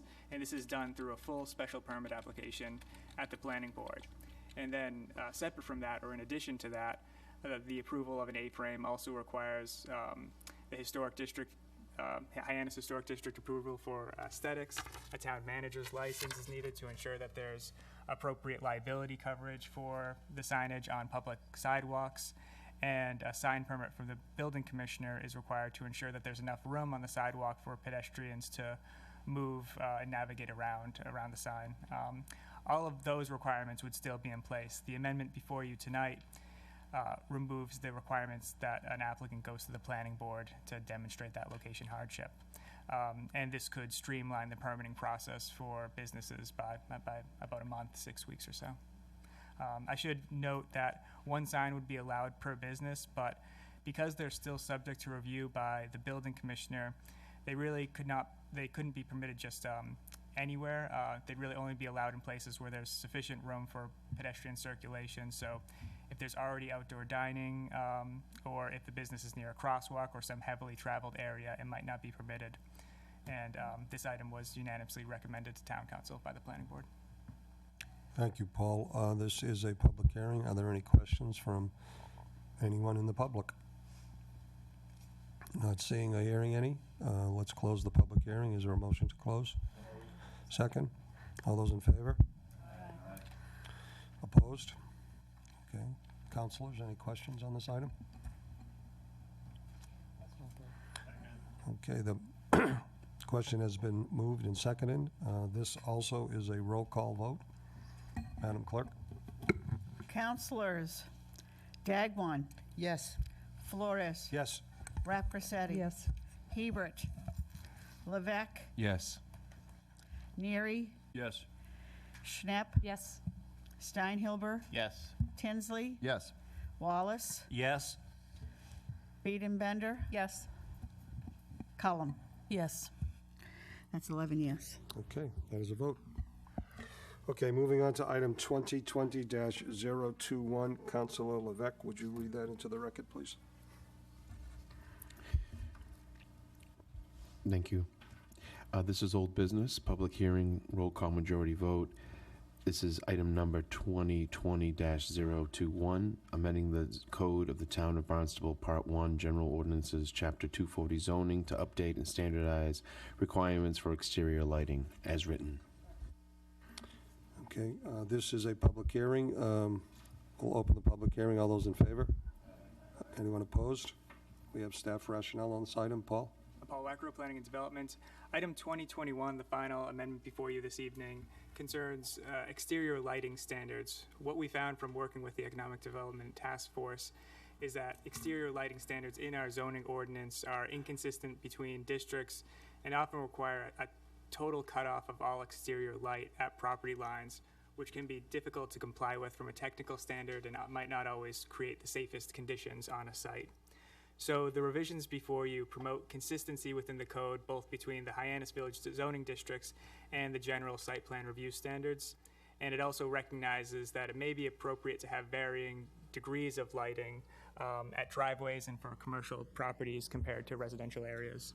So these standards were based on changes to the Town of Yarmouth standards that have been well received, along with the Cape Cod Commission's recent regional policy plan update. And they're also consistent with the International Dark Sky Association's model guidelines. So again, this cleans up the ordinance and creates some consistency while providing a more practical and appropriate standard for our commercial areas when it comes to lighting. And again, this was unanimously recommended to the Town Council by Planning Board. Thank you, Paul. This is a public hearing. Any questions from the public? Not seeing or hearing any. I'd like to close the public hearing. A motion to close. Is a second? All those in favor? Aye. Opposed? Any councilor questions on this item? Councilor Neary? Thank you, Vice President Flores. Paul, I do have a question. What impact will this have on current commercial entities in these areas, in the Hyannis historic area? I mean, are we talking about retrofitting, or they'll be required to retrofit lighting, or as a percentage of current lighting, you know? No, it wouldn't affect existing lighting. It's really for projects moving forward. Thank you very much. Councilor Schnapp? Mr. Vice President, I think with the advent of these LED lights and things that are pretty bright, which, you know, serve a function for safety, as you've mentioned, but sometimes on the roadways, it seems like the tilt of these lights, and maybe I've seen this in other towns, seem to actually be a problem for drivers. And who in the town would we call if we're concerned about a light that may have just been inappropriately set up? This is a light on private property or public property? I don't think you know. I mean, you're just driving down the road on 28 and you feel like you're almost blinded by a light, and you just want to let someone find out if that could be fixed. Yeah, I think, you know, the planning department is always a good place to start, Okay. but also the building commissioner. If there's an enforcement question, I think it would be appropriate to loop in the building commissioner. Okay, thank you. Any other council questions? Okay, motion to, a second? All those in favor? Aye. Opposed? Okay, so we now have a vote on this. This is oh, I'm sorry, this is a majority vote. Roll call majority as opposed to two-thirds. Madam Clerk? Councilors Flores, Yes. Hebert, Yes. Rapresetti, Yes. Levesque, Yes. Neary, Yes. Steinhilber, Yes. Schnapp, Yes. Tinsley, Yes. Wallace, Yes. Bender, Yes. Cullum, Yes. Dagwan. Yes. It's unanimous. Okay, that is a vote. Moving on to item number 2020-035 under old business. Councilor Biedenbender, would you read that into the record? Thank you, Vice President Flores. This is old business, may be acted upon majority vote. This is item number 2020-035, acceptance of fiscal year 2020 legislative earmark grant in the amount of $45,000 from the Massachusetts Department of Housing and Community Development for the purpose of funding homeless outreach sheltering services in the event of severe cold temperatures. Okay. We have, Good evening, Mr. Vice President, council members. Lieutenant Jean Chalice from Barnstable Police Department. The Barnstable Police Department was notified by Mass Department of Housing and Community Development that the town was being awarded a $45,000 earmark grant to fund shelter services to the homeless in the event of severe cold weather. These services are going to be offered to homeless people not eligible for traditional sheltering in extreme cold weather during just the winter season, and our goal is to prevent deaths from exposure in extreme cold. The police department will be working in partnership with Duffy Health Center on an ongoing basis throughout the winter on this program. Duffy will be determining who is eligible for sheltering services once program guidelines are met. $40,000 is going to be allocated to Duffy to fund prearranged sheltering in Barnstable and Yarmouth for those most in need, and to fund personnel costs for police security services provided at those shelters. An additional $2,500 will be allocated to Duffy for the costs of administering the program, And then the remaining $2,500 will be allocated to Barnstable PD for costs of administering the earmark and completing the required paperwork and follow-up reporting. This is a reimbursement grant for sheltering, so the town and Duffy have to expend the resources and then submit the full accounting in order to be reimbursed for the expenses. Thank you. Any questions from the council? Councilor Cullen? Yes, I think the question is actually for Mark Els, but I'll just shoot it out and you can come up if you feel like you need to. I always have a concern about this earmark. I'm thankful that the town actually has the money and that it's not awarded to a social service, because we for such a long time had our issues in Hyannis. I'm hopeful that we're mindful of where we're putting people, and that it's an equal burden on Yarmouth and Hyannis or Barnstable. And I'm hopeful that we're mindful of Main Street in the winter, which already has a rough time. So I just thought I'd ask the town manager maybe to speak to that. Thank you. Good evening, Mark Els, Town Manager. It's a similar program to last year. Yes, we are mindful, and we are going to manage it in coordination with Duffy to make sure that individuals are placed in appropriate lodging when the weather reaches a severe level. Thank you. It's a great grant. I'm thankful we have it. I just want to make sure that we're following up on our busy Main Street initiative. Yes, we here. are. Thank you very much. You're welcome. Councilor Apkrasetti? Thank you, Mr. Vice President.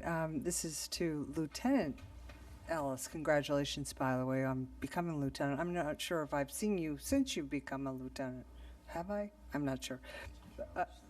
Yeah. No. Yeah, right. But you are a lieutenant, right? Yes, I am. Yeah, Jean. You are I now. didn't mean Jennifer. Okay. Anyway. I wanted to know how our homeless situation looks right now in the town of Barnstable, from your perspective. They're here, and we are working, the CIU is working to manage with the social service agencies to manage the problem, but we definitely have a young population here that's, non-compliant, but we are definitely having good progress with a successful outreach team from multiple agencies working together to sort of target people and almost go back to the old model that we used to use, where we, have an agency that's sort of taking the lead with people and moving them towards services. So we're working on it. It's slow, and it's definitely managing the problem, not eliminating it. But we've done a number of camp cleanups recently, so we're staying on top of the camps, and we're working well with all the social service agencies. So we really don't have any spikes in problems. It's just it's sort of steady at the moment. But we want to make sure that we're ahead of it early this year with the cold weather. As far as the counts go, are we up from last year with the homeless, or is it a little too early to tell as far as it's going to be cold in the next few days especially, but... I can't speak to exactly what the numbers are. I can certainly try to get you some. Okay, thank you. And this is more for the entire council. I know we have a subcommittee, a homeless subcommittee, and it might be behoove the council, the new councilors coming in, if we get a report on what's been done to date on the homeless committee. Thank you. Councilor Hebert? Thank you, Mr. Vice President. Did we expend all the funds last year? I believe all the money was expended last year. I think at the end of the season last year, we were able to put people in for slightly longer, so we weren't doing the check-in, check-out, check-in, check-out. They were in for a couple of days at a time because we had the money at the end of the year, but we did spend the grant. So you did okay. And so if we did expend it all, do we have some backup? We have enough social agencies with a little bit of extra? Do we have you think we'll be okay? All right, okay. We'll just be measured in how we approach it, and there are certain criteria that we have to meet before we can implement the program anyway. Okay. I think you've been doing an absolutely fabulous job, but no matter what report we're getting on anything, poverty is increasing, and we're not immune to that. We see more and more poverty, and therefore we see, even in our schools, there are homeless kids, as you know, in our schools that are also hungry. And so I think you're doing a great job. And this summer, I did talk to 3 teams of your community young people. Oh, the community service officers. And they were doing a fabulous job. But I asked each of them the same question, how are you dealing with that? And they said, well, when you get to talk to them, they're really fine. And I said, so what, if you had a magic wand, what would be the biggest thing that you would use that for? And they said, every one of them said, you can't make them do anything if they don't want to. And that's the big problem. The services are there, but if they don't want it. So, but kudos to the entire department. Thank you so much for the good work. Thanks. Councilor Dagwan? Yes, I just wanted to ask, who does the transporting of these homeless? Is it Duffy or is it the police department? It's usually the police department will transport them. To the shelter. The people have been transported to the facility that we're using in Hyannis, and then we've used cab vouchers and other things to get them to places in, over in Yarmouth. So and we've had a few people that we've placed in Falmouth. So we sort of have to cobble together resources to get them where they need to go. Thank you. Any other councilors? Thank you, Lieutenant. Not hearing any. This motion has been made. There's a first and a second. We've had discussion. All those in favor signify by saying aye. Aye. Opposed? That is a vote. Thank you. Okay, item 2020-037. Councilor Cullum, would you read that into the record, please? Sure. This is old business, public hearing, roll call majority. It's item 2020-037, order for the adoption of a litter control ordinance and enforcement provisions. Ordered that the general ordinances of the Code of the Town of Barnstable be amended as follows. As written, I'm going to let it ride there, and then my co-sponsor here, Councilor Biedenbender, will fill us in on the rationale. Thank you, Councilor Cullum. So I'll make this brief, but just a little bit of background on this. We've all been noticing an uptick in litter on our beaches, roads, and other areas of town, and in some areas of the town, we've been able to institute some changes through a pack-in, pack-out policy, but quite surprisingly, there currently does not exist a law against littering in our town. So it is very difficult to address a wrong when there is no rule against it. And unfortunately, we can't count on all of our neighbors or visitors to do the right thing. So to that end, it was decided that we needed to craft an ordinance, and we did this by looking at existing laws. We found one that we felt was straightforward and amended it to the town's needs. It's fairly general in scope and includes enforcement through a 3-tiered offense structure, and this ordinance will also be wrapped into our rental registration. This will be just one tool that we use as part of a more comprehensive approach to keeping our town and the environment clean and litter-free, and as with any ordinance, education and enforcement will be the keys to its success. So if I could just add a couple of things. We worked with Lynn Poyant, who had a very concerted effort to design some cool logos. Lynn, do you have those logos, I wonder? And basically, I wanted to just kind of revert to the genesis of it a bit.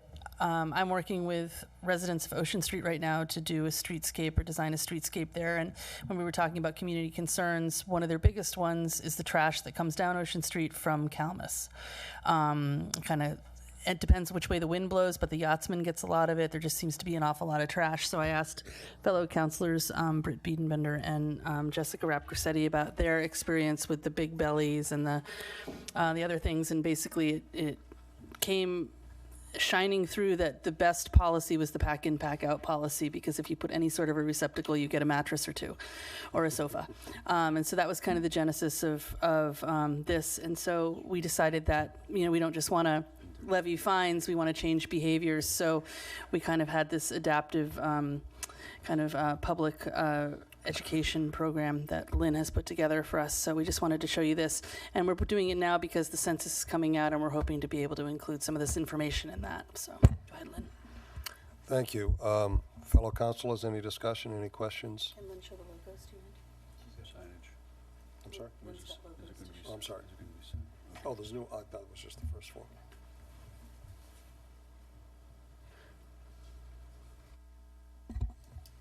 Are these logos up for vote, or have these been selected, or? This is the primary theme that we're focusing on, and it's able to be adapted. I have to say that we're very lucky in the town of Barnstable to have some extremely talented people, and Chris Letter, our video specialist, is the one that worked with Sarah Beal, our Channel 18 station manager, on creating these. So this is the primary. This was the first take of Town of Barnstable Litter Free for You and Me, and then Chris did some more work and went into something that kind of looked like a national park, the badge emblem, and we really liked what he did here. So that's what we have. So will all of these be used, or will one just be selected? What is the plan? The plan is to, this will be the primary focus. From the staff perspective, we've kind of pushed these aside to go with this look, but it's adaptive. So we'll go with the Councillor Cullum and Beedenbender's preference on what we'll use. Well, I think I know that some other councilors have discussion, but I think it should be probably the entire council that makes this ultimate determination as to what it will look like. But I think Councillor Rapcorsetti, you had a question? Actually, one question when you have the logos up, and I just noticed on the letterhead, why is there a period after the 9? 1639. We'll have to defer to the keeper of the seal, the town clerk. Is there always a period after that? Huh. Wow. 1639, period. Okay. But back to the ordinance.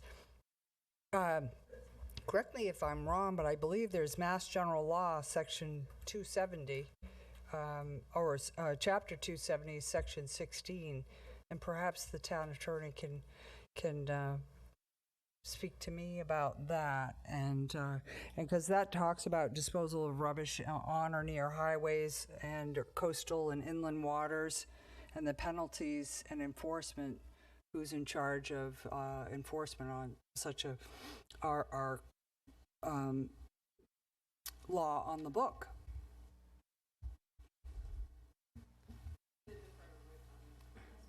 Okay. Is there a conflict in the way Well, we've written this? No, I'm just asking, is there a conflict in terms of what the state law is and what we've written in this article? Does one supersede the other?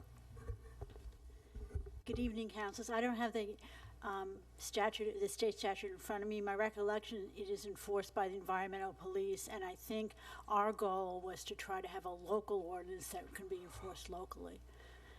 Okay, I actually do have it in front of me, and it is enforceable by natural resource officers, by harbor master, assistant harbor master, state police, city, and our town police officers. So there is a law on the book. And what's concerning for me is, and I'm all for anti-trash, I mean, from cigarette butts being thrown out, of course, the worst are the nips, and we all know that. How it's going to be enforced. Right now, we already have a law on the book, and it's not being enforced. And I know State Rep Whalen has got a bill up in the House to address this. So I don't mean to say that we don't need one, but I think we already have one. And I want to know who's going to enforce this.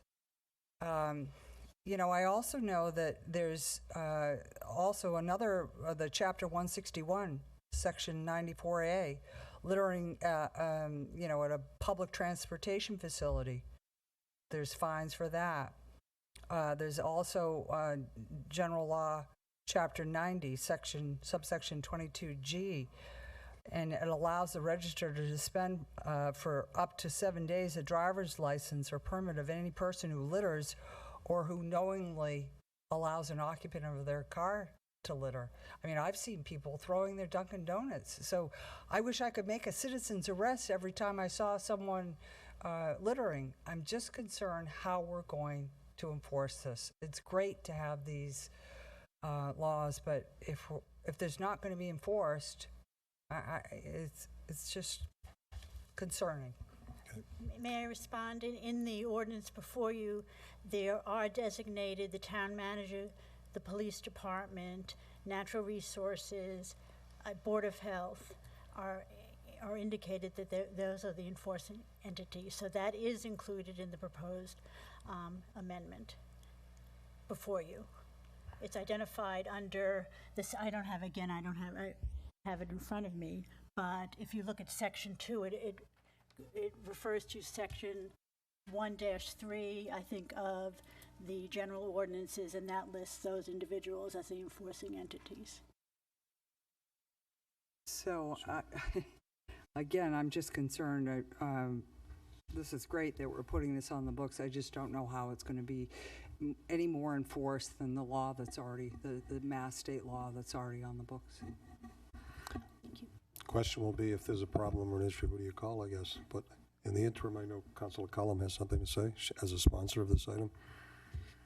Yes, so I guess the spirit of the ordinance more than anything was to have some local, definitely have a law on our books, but also it was more of an educational campaign, and I guess we didn't do a very good job fleshing that out with what Lynn is working on, but we're planning on these logos being broadcast via Channel 18 on signage, talking about trying to change behavior more than we are trying to catch people throwing a Dunkin' Donuts cup out of their window. We realize that it's difficult. I don't think I've ever seen anyone get pulled over for throwing stuff out of their window, but I've seen a lot of people throw stuff out of their window. So what we're looking to do is have some success like you've had in Katuitt and like Councilor Biedenbender has had in Centerville at preventing, or maybe changing just reckless behavior in general at beaches. So I think we're looking for more of an educational campaign that's buttressed maybe by a local ordinance more than we are looking at busting people. I mean, we have dreams of being able to give someone a moving violation for throwing a nip bottle out of their window, but it likely won't happen. And I think we're aware of that. We're not looking to bust people, and it's not meant to be a money-making scheme as much as it is to be more of an awareness campaign for cleaner beaches and a cleaner environment in Barnstable. Thank you, Councilor. Any other issues, concerns, questions from the councilors? Councilor Neri? Just a short follow-up. Thank you, Vice President Flores. These particular logos, so these are going to be signs? Is this just going to be something that's like on the website? Is this signs at parking areas, beach entrances, Some are trails? signs. Some are intended to be sort of collateral. Collateral material. So, for example, Councilor Cullum was talking about education. We discussed, engaging liquor store owners, civic associations, running a Clean Barnstable campaign, Channel 18 PSAs, visibility through the Patriot, signage on beaches, flyer info with beach stickers, include with the 2020 census mailing, engage businesses surrounding beaches, tables with info at Village Days, Unity Day, open streets. So summer signage, like these would be more in the signage realm, and those, sort of keeping Barnstable litter-free for you and me. These, those guys that you saw, more think of flyers, collaterals that can be inserted in mailings. It's as much a public education awareness campaign that's tied into this ordinance, which is really just to raise the visibility and the attention that we want to pay to this, to start to, there's some people that you're not going to change. That's just the way it is. But if you remember, I don't know, it was the 1970s, and you remember the campaign where you had the Native American man rowing in the canoe down the river and crying because of the garbage that was in the river, and how powerful that campaign was to change behaviors. This maybe is not quite as powerful as that, but the idea is to, once again, just raise awareness and educate the public. Follow up, if I may. I wholeheartedly believe that this has to be done. It is basically an awareness campaign. It's it has to be repeated, has to be built upon. I assume the budget currently has room in the printing and manufacturing of all of these signs, or where's that going to go? We have a lot of beaches and a lot of areas for foot traffic and carry on. Currently, the money for the census mailing is coming out of the Community Services Department. Going further, we'll have to figure out where we'll take it from. We'll probably put a decision package in for the next year's It's not budget. overwhelming, but there's some money there, and I do believe it's necessary. I think it would be beneficial for the town. As far as the ordinance goes, I don't know whether this is just a redundant, for lack of the state ordinance already in place, but I do believe that this should be part of a public awareness packet. Councilor Rossetti? Yeah, just to follow up, it's not an ordinance, this is a law on the books, and the first offense is punishable up to $5,500. And half of that money goes into the Conservation Trust. So anytime they get, they impose a fine, I don't know how many times it's been imposed upon on the state level. I'd be curious to find out that, but I don't know. I guess the money would go into our general fund. Is that the thought here? Going into a general fund or what?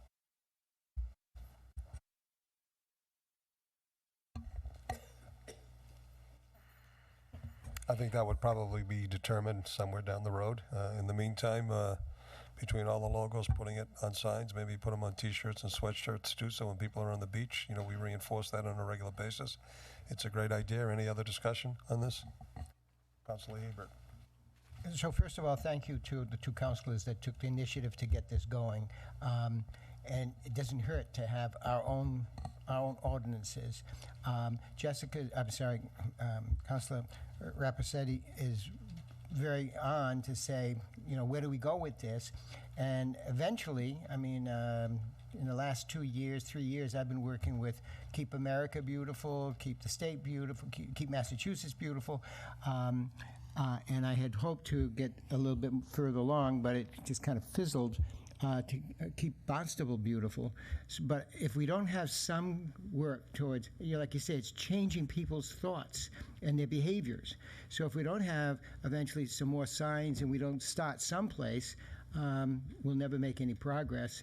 I scared the life out of a bunch of teenagers. They had their cars, and they were all excited in our parking lot here, and I happened to be going back to my car, and this young man in his trunk, he didn't know I was looking at him, and he actually had some kind of, it's just a little piece of paper anyway, but he throws it on the ground.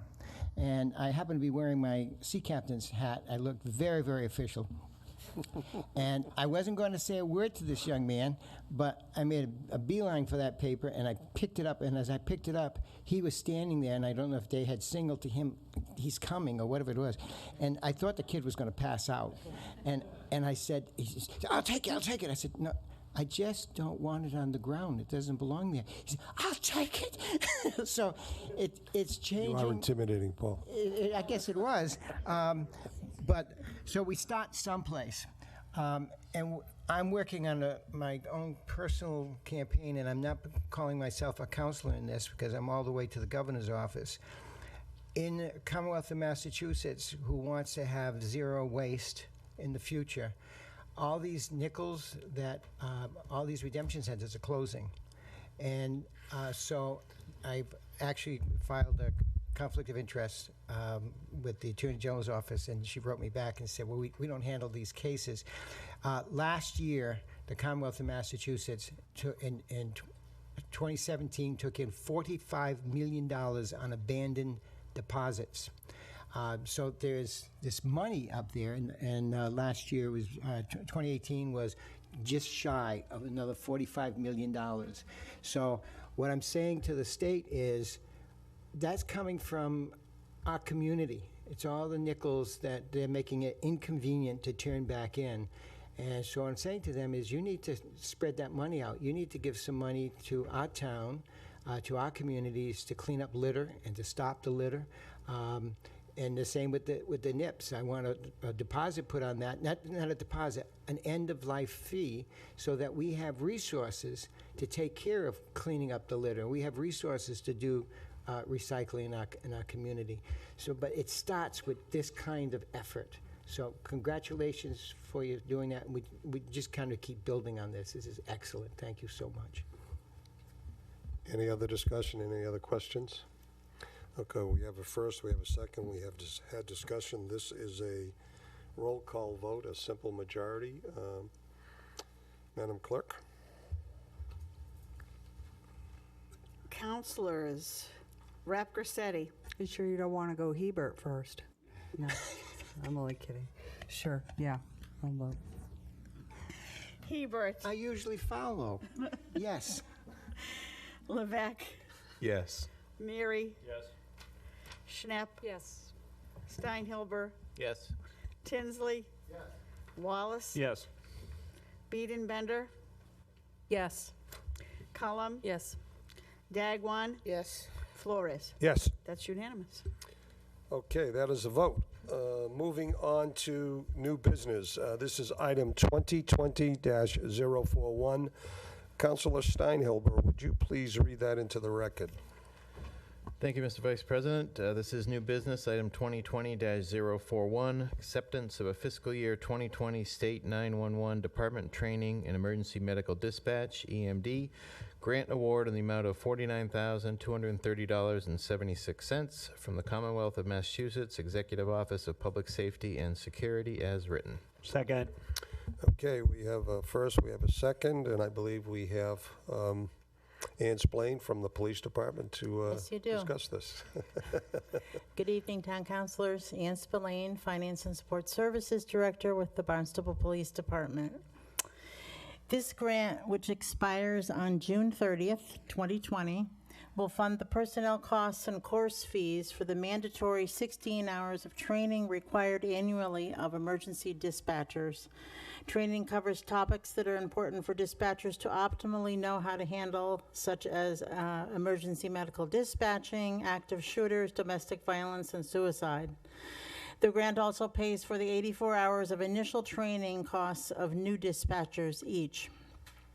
Acceptance of this grant will enable the department to fulfill the training obligations required of a public safety answering point within the Commonwealth of Massachusetts at no cost to the town of Barnstable. However, the elimination or reduction of this source of grant funding would have a direct impact on future general fund budgets, as the cost would still remain a mandatory recurring operational expense.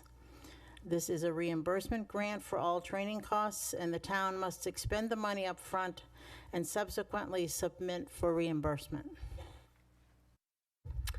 Thank you, Ann. Fellow councilors, does anyone have a question, an issue, a concern? Not hearing any. Question has been moved.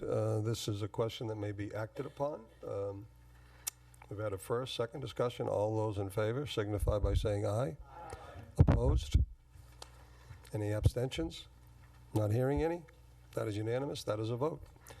Item number 2020-042, Councilor Wallace, would you please read that into the record? Thank you, Mr. Vice President. This is new business. It may be acted upon. Simple majority vote. It's item number 2020-042. The acceptance of a federal fiscal year 2019 Bulletproof Vest Partnership Grant in the amount of $10,415.83 from the U.S. Department of Justice, Office of Justice Programs, as written. Okay, we have a first and a second. It's time for a presentation by Ann Splain. Could you share with us what this is about? Yes. This grant funds 100% of the cost of bulletproof vest replacements for each officer every 5 years, after which time the vests are no longer considered reliable in terms of protection. The grant is a partnership between the Federal Department of Justice and the State Executive Office of Public Safety, whereby each entity funds 50% of the cost of each vest.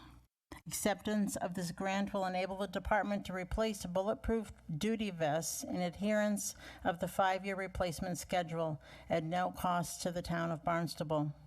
However, the elimination or reduction of this source of grant funding would have a direct impact on future general fund budgets, as the cost would still remain a mandatory recurring operational expense. This is a reimbursement grant for all costs, and the town must expend the money up front and subsequently submit for reimbursement, first with the federal side of the grant and then followed by the state side of the grant. Councilors, any questions, issues, concerns? Question's been moved. This is a simple majority vote. All those in favor signify by saying aye. Opposed? Abstentions? That is unanimous. That is a vote. Let's move on to item number 2020-043. I would ask Councilor Rapcrossetti to read this into the record, please. Thank you, Mr. Vice President. This is new business, may be acted upon. Item 2020-043, acceptance of fiscal year 2020 911 Department Support and Incentive Grant in the amount of $202,282 from the Commonwealth of Massachusetts Executive Office of Public Safety as written. Okay, the item has been moved. It's been seconded. And now for a presentation by Chief Sonnabend explaining to us what this is all about. Mr. Vice President, members of the council, good evening. Matthew Sonnabend, Chief of Police. The Barnstable Police Department is designated as a primary public safety answering point, or PSAP, receiving and then dispatching out for all fire, police, and medical emergency calls throughout the town of Barnstable. Due to this designation, the department is eligible for grant funding determined on a formula based on call volume, and this year's amount is $202,282. The department will use this grant money to be used to fund first personal straight time and overtime costs incurred in the operation of the 911 telecommunications center, and as an offset to our FY19 personnel budget. The elimination or reduction of this source of grant funding would have a direct impact on future general fund budgets, as the cost would still remain a mandatory recurring operational expense. This is a reimbursement grant for all personnel costs, and the town must expend the money up front and subsequently submit for reimbursement. Thank you, Chief. Any questions, issues, concerns from any of the council? Not hearing any? Okay, the question has been moved and seconded. This may be acted upon by simple majority. All those in favor signify by saying aye. Aye. Opposed? Abstentions? Not hearing any. That's unanimous. That is a vote. Thank you, Chief. Moving on to item 2020-044. Councilor Neri, would you read that into the record, please? Yes, sir, Mr. Vice President. This is new business. It may be acted upon, requiring a majority vote. It's item number 2020-044. It's the acceptance of fiscal year 2020 State 911 Department Emergency Medical Dispatch Grant in the amount of $20,038 from the Commonwealth of Mass Executive Office of Public Safety and Security, as written.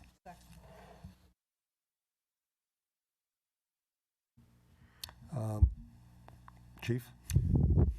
I was looking at something else. Mr. Vice President, members of the council, Matthew Sonnabend, Chief of Police, once again. The last source of grant funding from the Mass Department of State 911 this evening is for the cost of certain requirements necessary in order to remain compliant with the regulations governing emergency medical dispatch. Specifically, the medical oversight provided by an EMD medical director through Cape and Islands Emergency Medical Service, and the overtime costs associated with a quality assurance and call review that is maintained by our dispatch supervisor. The elimination or reduction of this source of grant funding would have a direct impact on future general budgets, as the cost would still remain a mandatory recurring operational expense. This is a reimbursement grant for all personnel costs and contracts, and the town must expend the money up front and submit for reimbursement. Thank you, Chief. Any questions, issues, concerns from the council? Councilor Hebert. Thank you very much, Chief.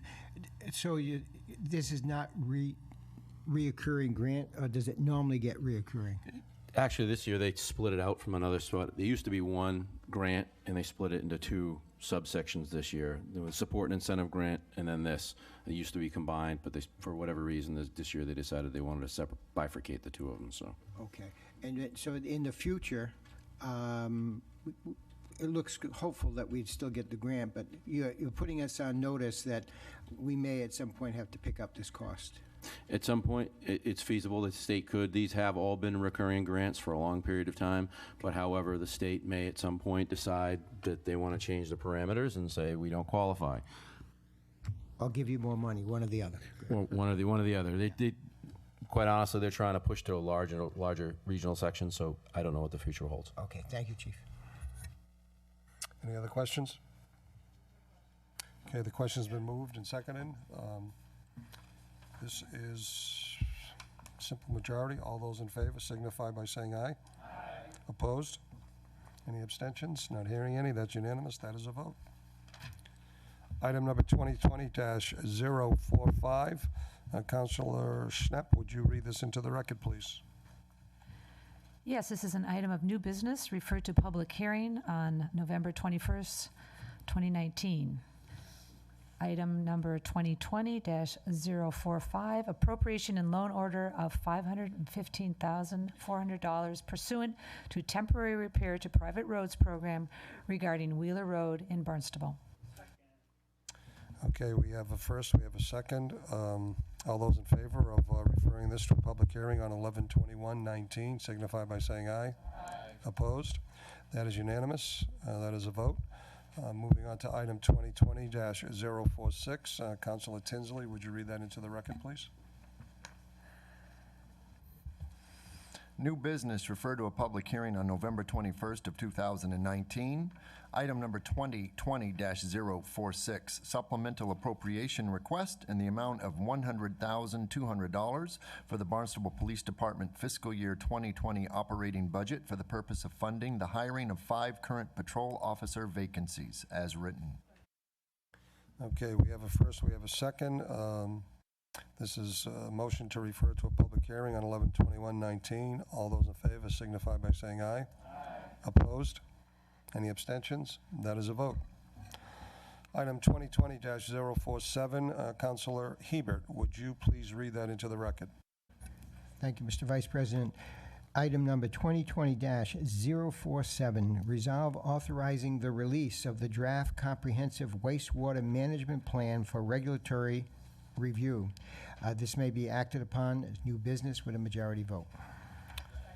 Okay, the motion has been made, it's been seconded, and we have Director of Public Works, Dan Santos, to report on this. Good evening, Mr. Vice President, members of the Town Council. Pursuant to Section 208 of the Federal Clean Water Act, in 2015, Cape Cod Commission submitted the updated Cape Cod Water Quality Management Plan to the U.S. Environmental Protection Agency. In conjunction with the development of the 208 plan, the Commonwealth of Massachusetts requires towns to develop or update comprehensive wastewater management plans intended to, in part, protect and restore water quality to meet applicable water quality standards in coastal water resources. Since 2015, the town has been preparing its updated CWMP. It was recently finalized, and on October 3rd, 2019, the draft report was distributed to the Town Council for review. During the past month, the Department of Public Works has conducted 4 public meetings to present the plan to the public. The next step in finalizing the plan is to release it to regulatory agencies for formal review, and this will require an affirmative action of the Town Council. Thank you. Thank you, Dan. Any questions from town councilors? Councilor Crissetti? Thank you. Thank you, Dan. This is an exciting day for Barnstable, I believe. Long awaited. I wondered how the response was to the outreach to the communities or to the villages, and if it provided any information that you thought maybe you forgot in the plan, or to make any amendments to it because of that communication. Well, to kind of synthesize the 4 meetings, there was probably between 10 and 20 or 25 people per meeting, and some were more interactive than others, but primarily it was a lot of questions and explaining what the plan was and why we did certain things. I guess I wouldn't say that there was information that we got that would cause us to change or relook at something, but the best of them was a real conversation with the audience, back and forth, and Other than that, it's mostly providing information and answering questions. And frankly, there was a lot of support at the meetings. Any other councilors? Councilor Cullum? Hi, thank you. A quick question. What would you consider the top concern? Was it cost for people or for the people that attended those meetings? Well, since Assistant Director Steen conducted all those meetings, I'm going to ask him to answer that rather than me.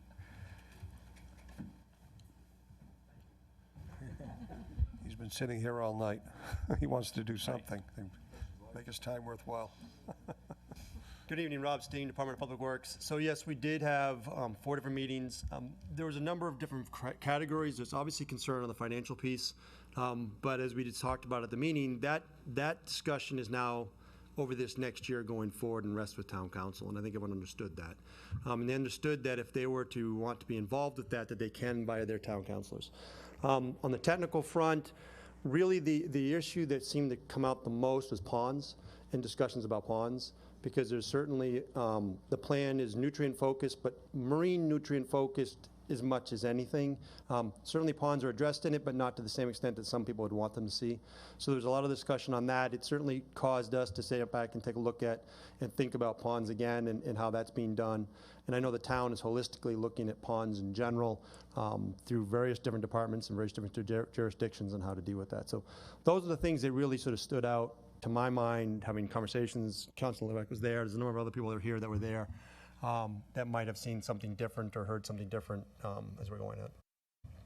If I could just follow up, I think that we're going to see more concern over the ponds as the shark thing comes into focus because people want to swim. So that's really good intel. I wondered also if you felt a sense of urgency about having a contact person at the DPW for people who have concerns, because I often think of things 20 minutes after I had the opportunity to ask the question. And I just feel like that for a successful rollout, we have to be so sensitive to the community about cost, ideas, pipes in the ground, pump stations, every possible thing, ponds versus marine. So did you find that have you had calls back? Is there I just feel like that there's a crucial piece that we have to have in place, which is someone who can answer the questions for people when they need them answered. So 2 answers to that. One, from the general public itself, no, but I would say that's probably not unusual given where they're at and their understanding of the plan and stuff. I mean, the Stewart's Creek population's lived through it now and now is completely sensitized to the fact you need that role. We at DPW have heard you discuss that before. We think it's a good idea. There should be a discussion going forward about how we're going to facilitate that and how that's going to happen, because we're going to need that point. We're seeing that even in our streetscapes in terms of making sure our inspectors are out there in addition to the technical inspectors, to have people that people can coalesce to and talk to. And we think that the streetscape projects have gotten better now that we've started to do that. So we understand the concept. But from the general public's perspective, they're still wrapping their heads around what is the issue, and they haven't really gotten to the point of truly understanding the amount of potential disruption a construction will cause and want that desire or that want to be able to answer the very specific technical questions on a day-to-day basis that I think the ombudsman, as was currently mentioned, would provide. And there's value in that. Just it has not come up from that perspective, though. One more thing, if I may. Sure. I hope that we see something in the budget coming up to provide manpower for that position, or a shift I just want a position available that people can actually call and talk to a human being about their concerns, because it's a big deal. That's all. Thank you.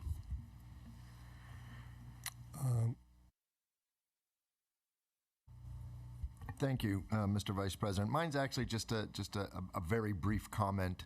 I looked back 12 years ago to my very first meeting, and we passed at the council the what was it called? The Townwide Coastal Action Plan.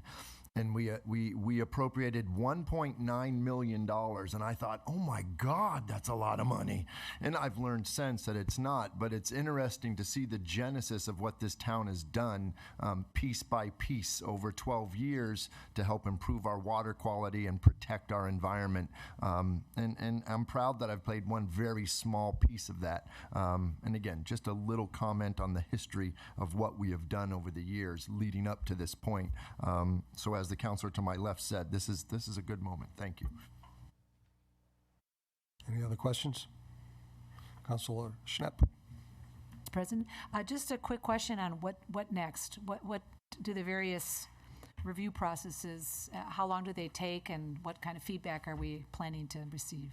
So the next process, the next step for us is assuming a positive vote tonight, and I don't want to presume that necessarily, but assuming a positive vote tonight, then as we get in touch with the MEPA and start the MEPA process, filing ENF with that, we're having discussions with DEP and them on, are we better off doing a notice of project change to the previous process or start afresh? We're of the opinion of a notice of project change, and this is getting into the weeds, I understand, but that's how we're thinking it's going to go.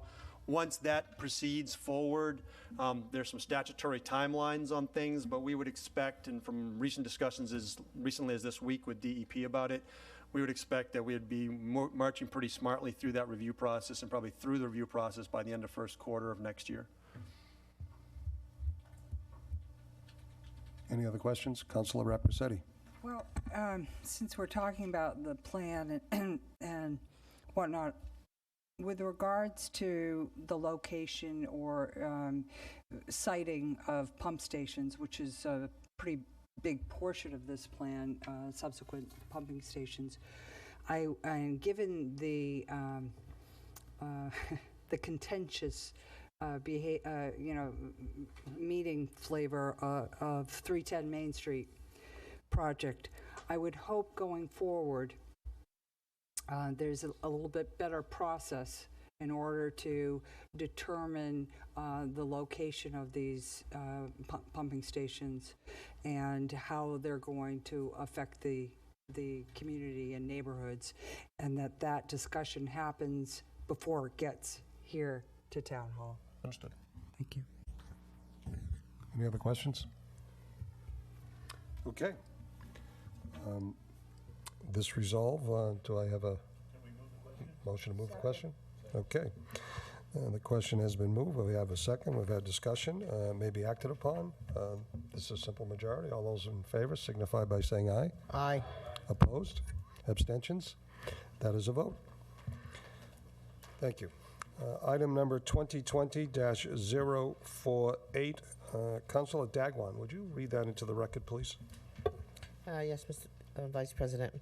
Referred to a public hearing for 11/21/19 is item 2020-048, appropriation and transfer order in the amount of $134,281 for the rehabilitation and restoration work to the Unitarian Church of Barnstable, located at 3330 Main Street, Route 6A, Barnstable, Massachusetts. Okay, there's a motion and a second to refer this to a public hearing on 11/21/2019. Is there any discussion? Not hearing any. We'll call for a vote. All those in favor signify by saying aye. Aye. Opposed? Abstain? That is unanimous. This will be referred to public hearing on November 21st. Item number 2020-049, Councilor Levesque, would you please read that into the record? Thank you, Mr. Vice President. This is new business, first reading. This is item number 2020-049, amendments to the Administrative Code, Chapter 241, Article 4, Municipal Organization, changing the Senior Services Division of the Community Services Department to the Council on Aging Division, as written. Okay, is there any discussion? Not hearing any? Okay, this question has been moved. There's no discussion. This is to move it to a hearing on 11/21/19. All those in favor signify by saying aye. Aye. Opposed? Abstentions? Okay, that is unanimous. Moving on to item 2020-050. Councilor Biedenbender, would you read that into the record? Yes, thank you. This is new business that may be acted on with a majority vote. Excuse me, this is item number 2020-050, a resolve authorizing intermunicipal agreements between Barnstable, Bourne, Brewster, Chatham, Dennis, Falmouth, Harwich, Mashpee, Orleans, Sandwich, and Yarmouth for weights and measures services. Okay, this item may be acted upon. Is there any discussion? Not hearing any? Okay, the question's been moved, been seconded. This is item 2020-050. All those in favor of this item signify by saying aye. Aye. Opposed? Abstentions? Not hearing any. Item 2020-050 passes unanimously. Item 2020-051. Counselor Cullum, would you please read that into the record? Yes, item 2020-051, resolved to reduce fiscal year 2020 appropriation for the Sandy Neck Enterprise Fund operating budget by $151,500. It may be acted upon with a majority vote. Okay, we have a first, we have a second. I believe Director of Finance Mark Milner is here to report on this. Good evening, Town Council. Mark Milne, Director of Finance, Town of Barnstable. At the time we developed the budget for fiscal year 2020 for Sandy Neck, it was before the busy summer season. As a result of this past season with extensive closures that occurred out at the beach, we reassessed the ability to generate the amount of revenue that they will be able to get in 2020, and we're scaling that back by $150,000. And so correspondingly, we're proposing to reduce the budget by the same amount of money to get it back into balance. Director Coleman, who's also our Sandy Neck Park manager, is here this evening as well to answer any questions about the operations out there. But this will get the budget back into balance, and it still leaves us with $50,000 for sand replenishment out there if we need it. Last year we didn't need any. And we have over $900,000 of certified free cash for this operation if we do need to tap into that for more beach or for more sand replenishment. Thank you, Director Milne. Are there any questions from any of the councilors? Councilor Schnapp. It's a hard budget to put together because you have the first part of the fiscal year, in the busy season, but you also have the beginning of the season at the end of the fiscal year. Is there any concern that these reductions in line items could have impact on staffing or equipment needs for the Sandy Neck? Yeah, we were able to, most of the reductions were to the sand replenishment account. There were no reductions to staffing. We were still able to maintain the same level of staffing. However, if we continue to have extensive closures, we may not need as much seasonal help. And so we're going to be looking at that when we develop the 21 budget. Because that's one area we can cut back. If there's not as much beach to monitor, perhaps we don't need as much staff. Councilor Biedenbender. Were these closures all related to weather, natural events?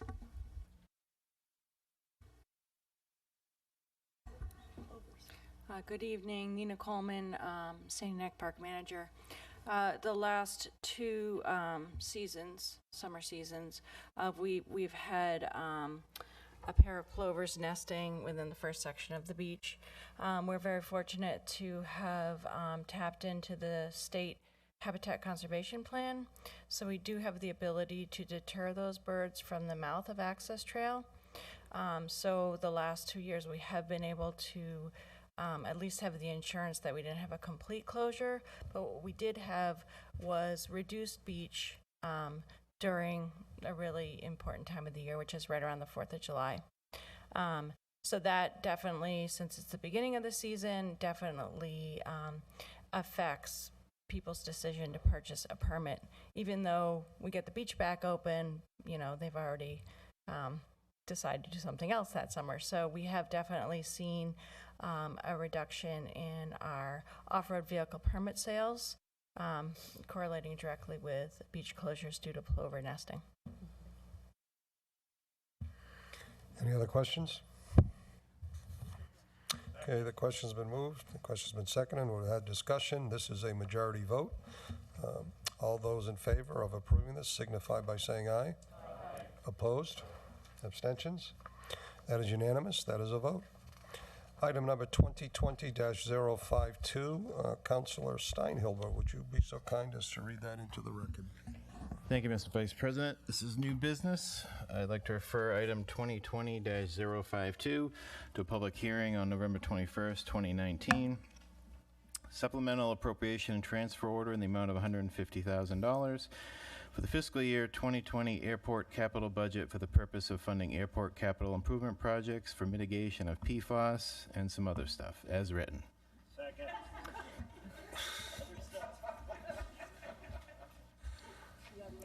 Yeah, exactly. Okay, item 2020-052. We need a vote to refer this to a public hearing scheduled for 11/21/19. All those in favor signify by saying aye. Aye. Opposed? Abstentions? That is a vote. Item 2020-053, Councilor Wallace, would you be so kind as to read that into the record? Yes, thank you, Mr. Vice President. This is a new business. We're going to refer this to a public hearing on November 21st, 2019. It's item number 2020-053. Appropriation and transfer order in the amount of $100,000 for the fiscal year 2020 airport capital budget for the purpose of funding airport capital improvement projects for ongoing evaluations of per and polyfluoroalkyl. What? Oh, I'm sorry. Go ahead. Sorry. Thanks, Eric. Yadi and polyfluoroalkyl substances, also known as PFAS, and a 1,4-dioxin, as written but not as spoken.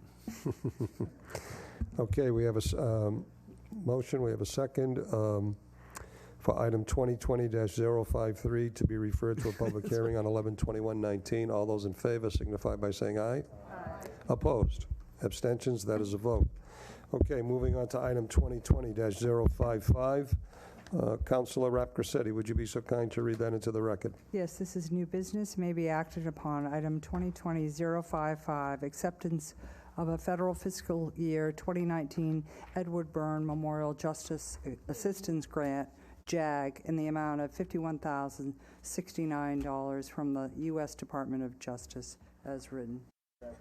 Okay, it has been read. We have a second, and we have Chief Sonnabend to share with us the explanation. Good evening once again, Mr. Vice President, members of the council, Chief Sonnabend, Barnstable Police Department.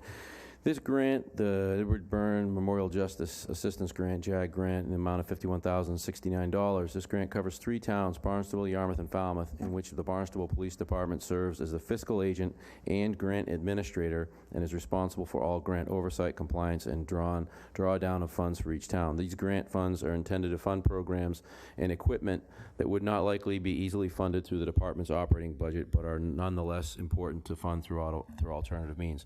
This year's grant fund will fund $23,153 to the Barnstable Police Department for the creation of a comprehensive and cohesive wellness program geared specifically to our sworn officers and civilian dispatchers. It will include peer support training, required counseling, and a formal program that fosters healthy lifestyle choices through diet, exercise, and stress modification. The Falmouth Police Department will purchase a dashboard cameras, and the town of Yarmouth will create a formal leadership development training program. The grant will be active for 3 years, and funds are drawn down prior to the reimbursement of expenses to the towns of Falmouth and Yarmouth. Thank you, Chief. Does any councilor have a question or a concern, an issue? Not hearing any? Question has been moved. Question may be acted upon by majority vote. All those in favor signify by saying aye. Aye. Opposed? Any abstentions? Not hearing any. That is a vote. Moving on to item 2020-056. Councilor Neary, would you read that, please? My pleasure, Mr. Vice President. This is new business. It may be acted upon, requires a majority vote. It's item number 2020-056. It's the acceptance of a gift in the amount of $3,000 from the Corson family for Barnstable Recreation Division's Friday night social program, as written. We have Director of Community Services, Lynn Poyant, here to share with us the information. Thank you, Vice President Flores and councilors.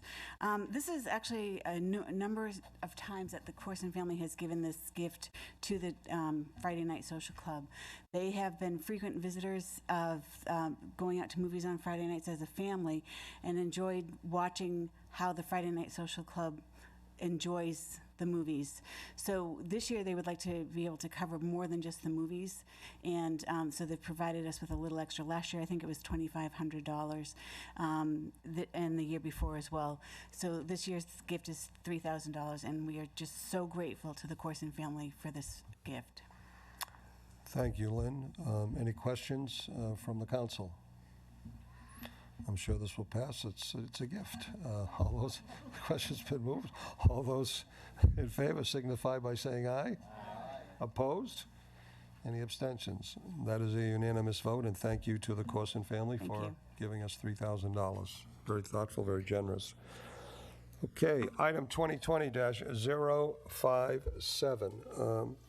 Councilor Schnepp, would you be so kind as to read that into the record? Of course. New business may be acted upon by a majority vote. Item 2020-57, resolve authorizing the acceptance of excess personal property from the U.S. Department of Defense. Okay, and for discussion purposes, we have Chief Sonneman with us to tell us what this is about. To discuss. Good evening once again, members of the council, Mr. Vice President, Chief Sonneman, Barnstable Police Department. The acceptance of this resolve will enable the town of Barnstable Police Department to enter into a contract with the Defense Logistics Agency Disposition Services, who are contracted through the U.S. Department of Defense, to be eligible to receive surplus items of property that are in excess to the needs of the Department of Defense. This will potentially enable the department to receive equipment and materials such as cots, storage boxes, ammunition, and other items utilized by the police department at no cost. The police department will have an officer assigned to the oversight of this program, as we are required to adhere to certain rules and regulations relative to the receipt of any inventory and inventory keeping of such property. At this time, we do not have any specific items that we are attempting to acquire. However, the signing of this contract will enable us to utilize this resource in the future if something does become available. Thank you, Chief. Any questions from any of the councilors? Councilor Biedenbender.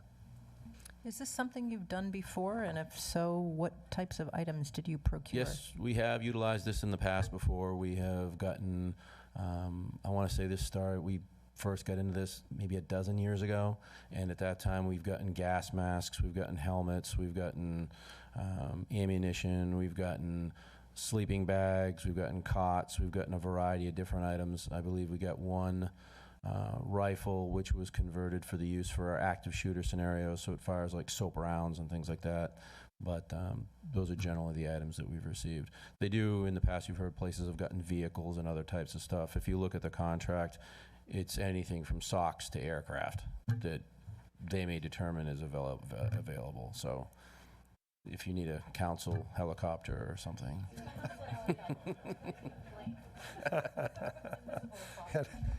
Yeah, the invisibility cloaks do cost $1 each. Any other councilors with a question? Any other issues, any other concerns?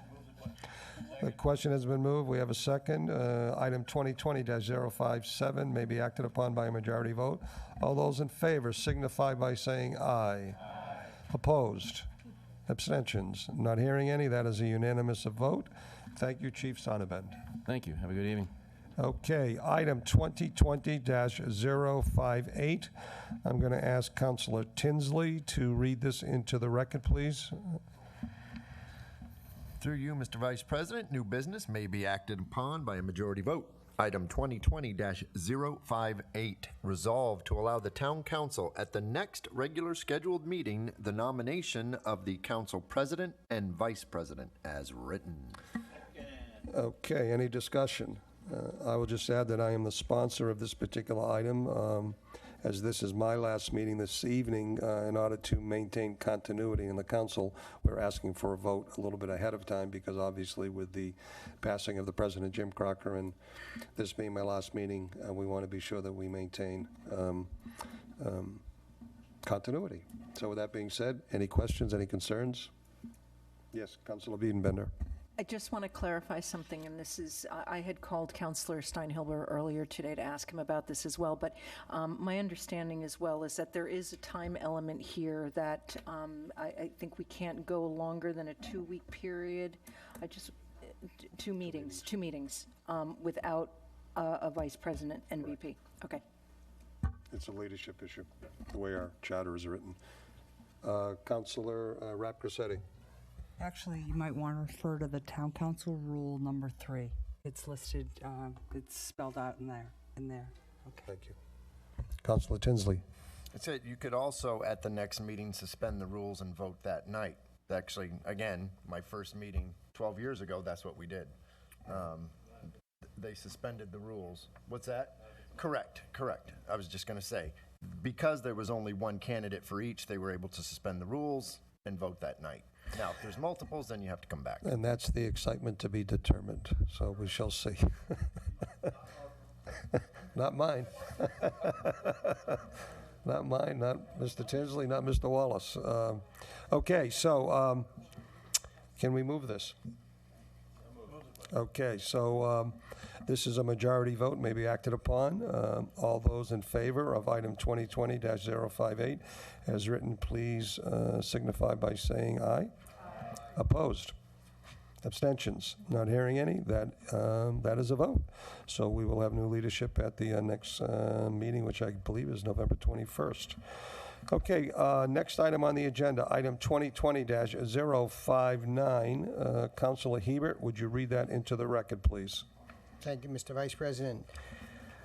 This is new business and it may be acted upon by majority vote.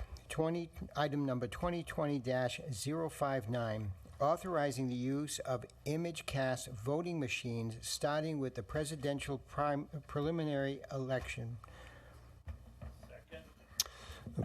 Any discussion? I'm sorry. Madam Clerk, you're going to report on this, I guess. You voted very nicely for me to have money in the budget so we could get the new voting machines. But because of the cost, it has to go through purchasing. And at the time, when we get that money, although that was there, we still have to report back to the state the type of machinery that we're going to use, and it has to come through the council with an approval that I chose the image cast through that purchasing program. Thank you. You're welcome.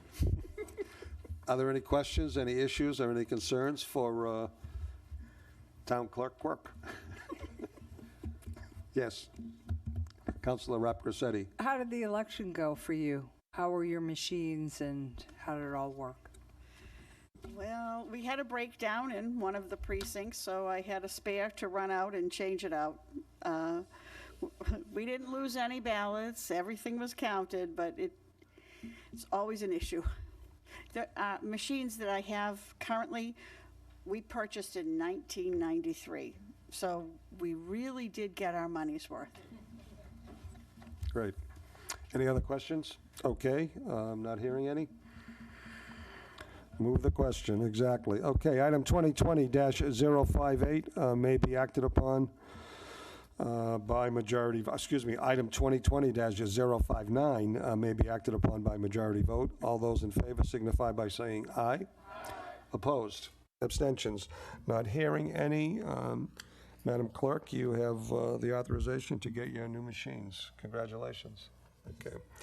Okay, next on the agenda, Councilor Steinhilber, I'm going to turn it over to you. Okay, Mr. Vice President and Councilor Flores, if you can join me down at the podium, please.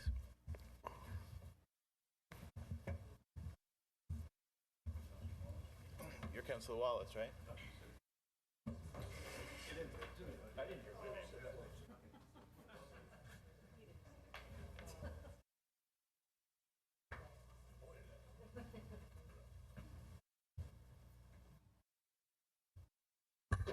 All right. Obviously, we have a few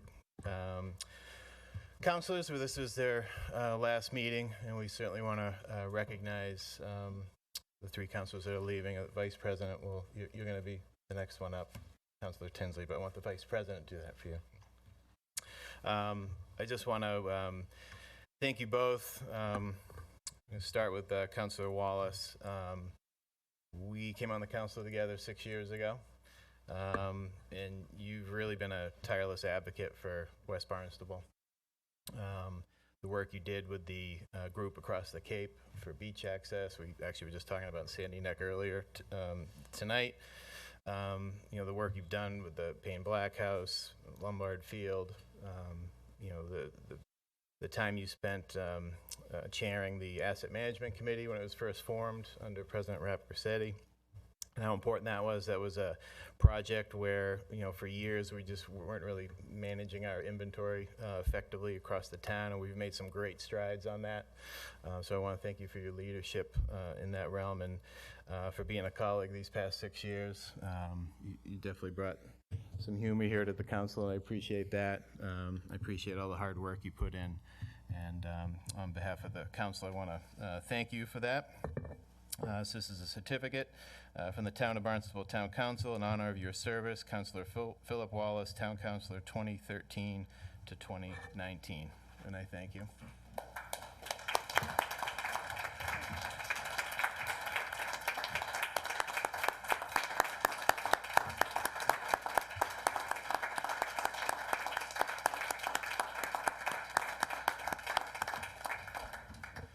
Mr. Vice President, we first met 4 years ago when you came on the council. Become a tremendous friend. I appreciate all the time you put in here with the council. You as well been a tireless advocate for Barnstable Village, all the work with Blish Point, working with the Civic Association there. When you first came on the council, the professionalism you brought to the town manager search, chairing that committee, right out of the gate, really. That was one of your first committees you were on. But you really brought a level of professionalism here to the council. You're both going to be missed. And this past year, as we've kind of brought the wastewater plan forward in a great capacity here, picking up on the work that we started, just a few years ago in earnest, and serving as vice president. I know all the time you put into that every Tuesday, along with President Crocker and town manager and his staff and the DPW. So I really appreciate that work that you put in on that. It's been a tireless effort. And more recently, just over these past few weeks, it's going to take us a lot of time to get through the loss of Jimmy, but you really stepped up and led the council through a tough time emotionally, but getting the information out and just kind of coordinating everything with the council, you really stepped up and did a fantastic job. So I'm going to miss you, and I want to thank you for your service.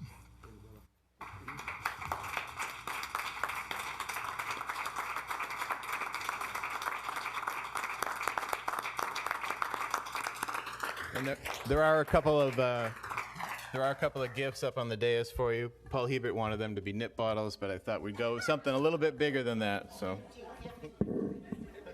I just want to say a couple of words. First and foremost, I want to thank my fellow councilors for the past 4 years. It's been my honor and my pleasure to have served with all of you. Some I have known longer than others, but trust me, I know that everybody who sits up in this dais every other week does it for one reason. They care about the town of Barnstable. They care about their respective precinct. They really, really do. I think we all have a love of this town, a love of this community. Although we might disagree on occasion, we do things for the right reason, and that's to make Barnstable have good government, better living conditions, and just a better sense of being on Cape Cod. We're fortunate that we, as the largest town on Cape Cod, with really Hyannis in many ways acting as the capital of Cape Cod, everything happens here. I mean, planes come to Barnstable, trains come to Barnstable, the boats and the ferries come to Barnstable. So it's a very unique, dynamic community. And it's been my honor and it's been my pleasure to have served the past 4 years, especially this past year in my role as vice president, working so closely with President Jim Crocker. I would be remiss if I didn't thank Cindy Lovell. She's really the grease that makes the wheels turn at the office. She's there every day and has the history and can always answer a question. Ruth, as our legal counsel, and I welcome you, Karen, once again, but Ruth has always been a go-to person. Mark and Andy, you've been great colleagues. I think that's the other thing that I've been blessed. Having been in public office and public service over a number of years, I've never worked with a more competent, committed staff in my entire career. So those of you that are coming on board, and I commend Gordon Starr and I commend Chris Clark, welcome aboard. You'll do a great job, I'm sure. I know you both ran because you both care too, but you will be amazed and surprised, and you too will quickly learn how to respect the folks that do the day-to-day here in the town of Barnstable. We are just so sincerely thankful, if you will. Chief Sonnabend and the entire staff, Paul, everyone does a great job. And of course, tirelessly standing behind me, sitting behind me are the town councilors. I don't think anybody knows how many hours go into these jobs. You two will soon find out. You realize that sometimes it's great, sometimes it's thankless. Sometimes the only people that show up at meetings are those that really don't like you and don't like what you just voted on. So get ready. But nonetheless, thank you all so much from the bottom of my heart.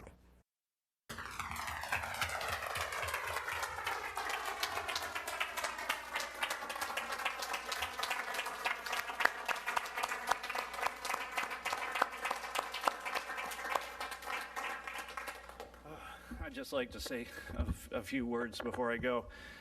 First of all, this administration's just been completely awesome. Everyone has been so helpful, so often, and whenever I needed it. I never had to wait, and particularly Cindy. I would email her on a Sunday thinking, oh, well, you know, we should get to the office on Monday. No, Sunday afternoon I've got to reply. It was just amazing. As a matter of fact, I felt guilty about sending that email because, you know, I knew you were out on Sandy Neck that day. Well, you're awesome, and I appreciate everything you did for me over the last 6 years. It was really fantastic.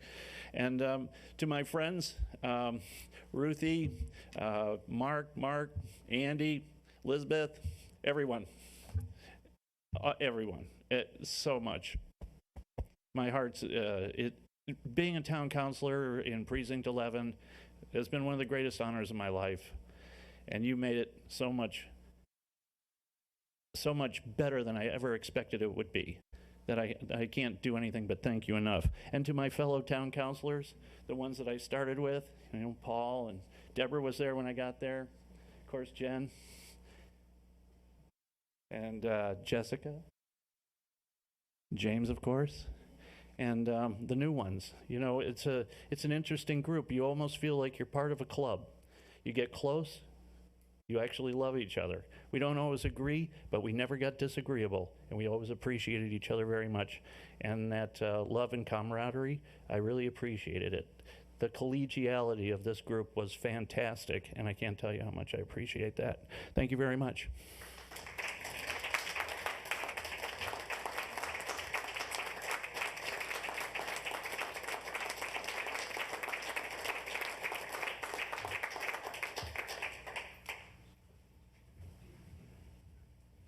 I'd like to ask Councilor James Tinsley to come to the podium.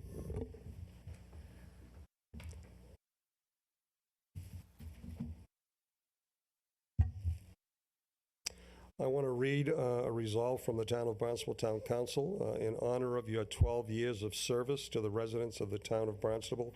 Councilor James M. Tinsley, who is retiring this evening. James, you were always a steady player, a steady contributor to what went on at this council.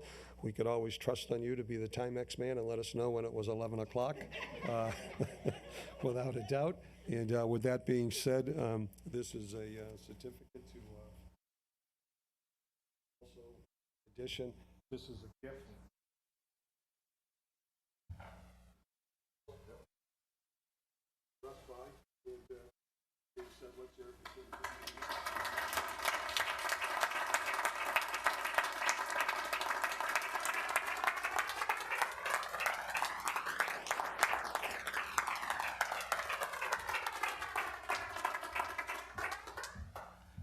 I will not take up too much time.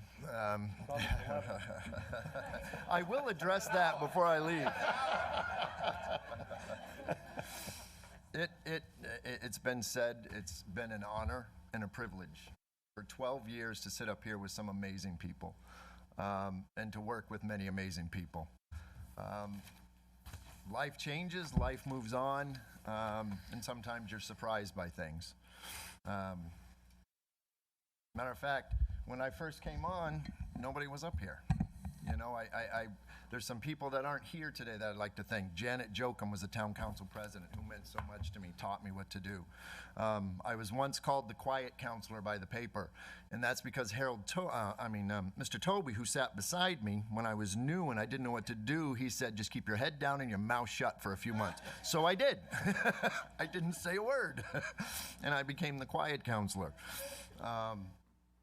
They held my hand through a lot of things. I have some things I'm very proud of, and some things that looking back, there's some regret. I guess if I were to give any advice to the new counselors coming in, or even those that have served with me, please to always remember, we were put here to love one another. Look inside of people, don't look outside of people, all right? I remember, and I went back and forth with this idea when I was thinking, am I going to say anything? Am I going to talk? We had a halfway house come before us. We had a lot of people come up and talk. They were worried about their safety. They were worried about having individuals in their community. They had children. Our children are there. We're worried. We get police calls. What are we going to do? We can't have this in our community. The old, not our backyard. And you're wondering, where is he going with this? I'm going with this, and that was a defining moment for me. And I guess one of my regrets is I didn't speak up at the time. I've been clean and sober for 14 years. That was me at one point. One of those people could be sitting up here someday. Look inside of people. Don't judge them by their history. Judge them by the size of their heart and their conviction.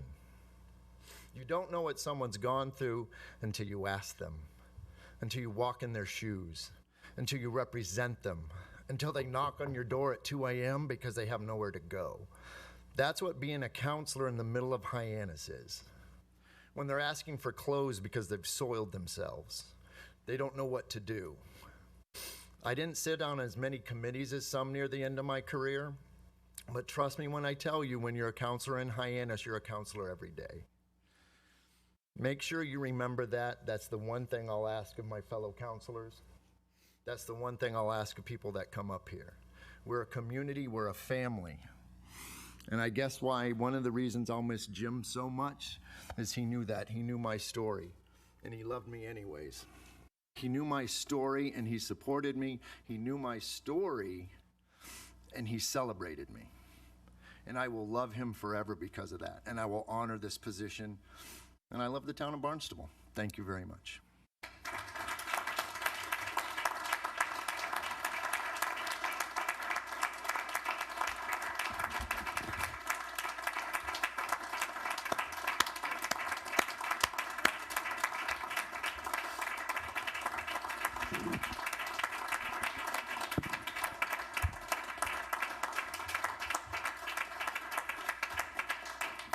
Okay, thank you all. Do we have a motion to adjourn?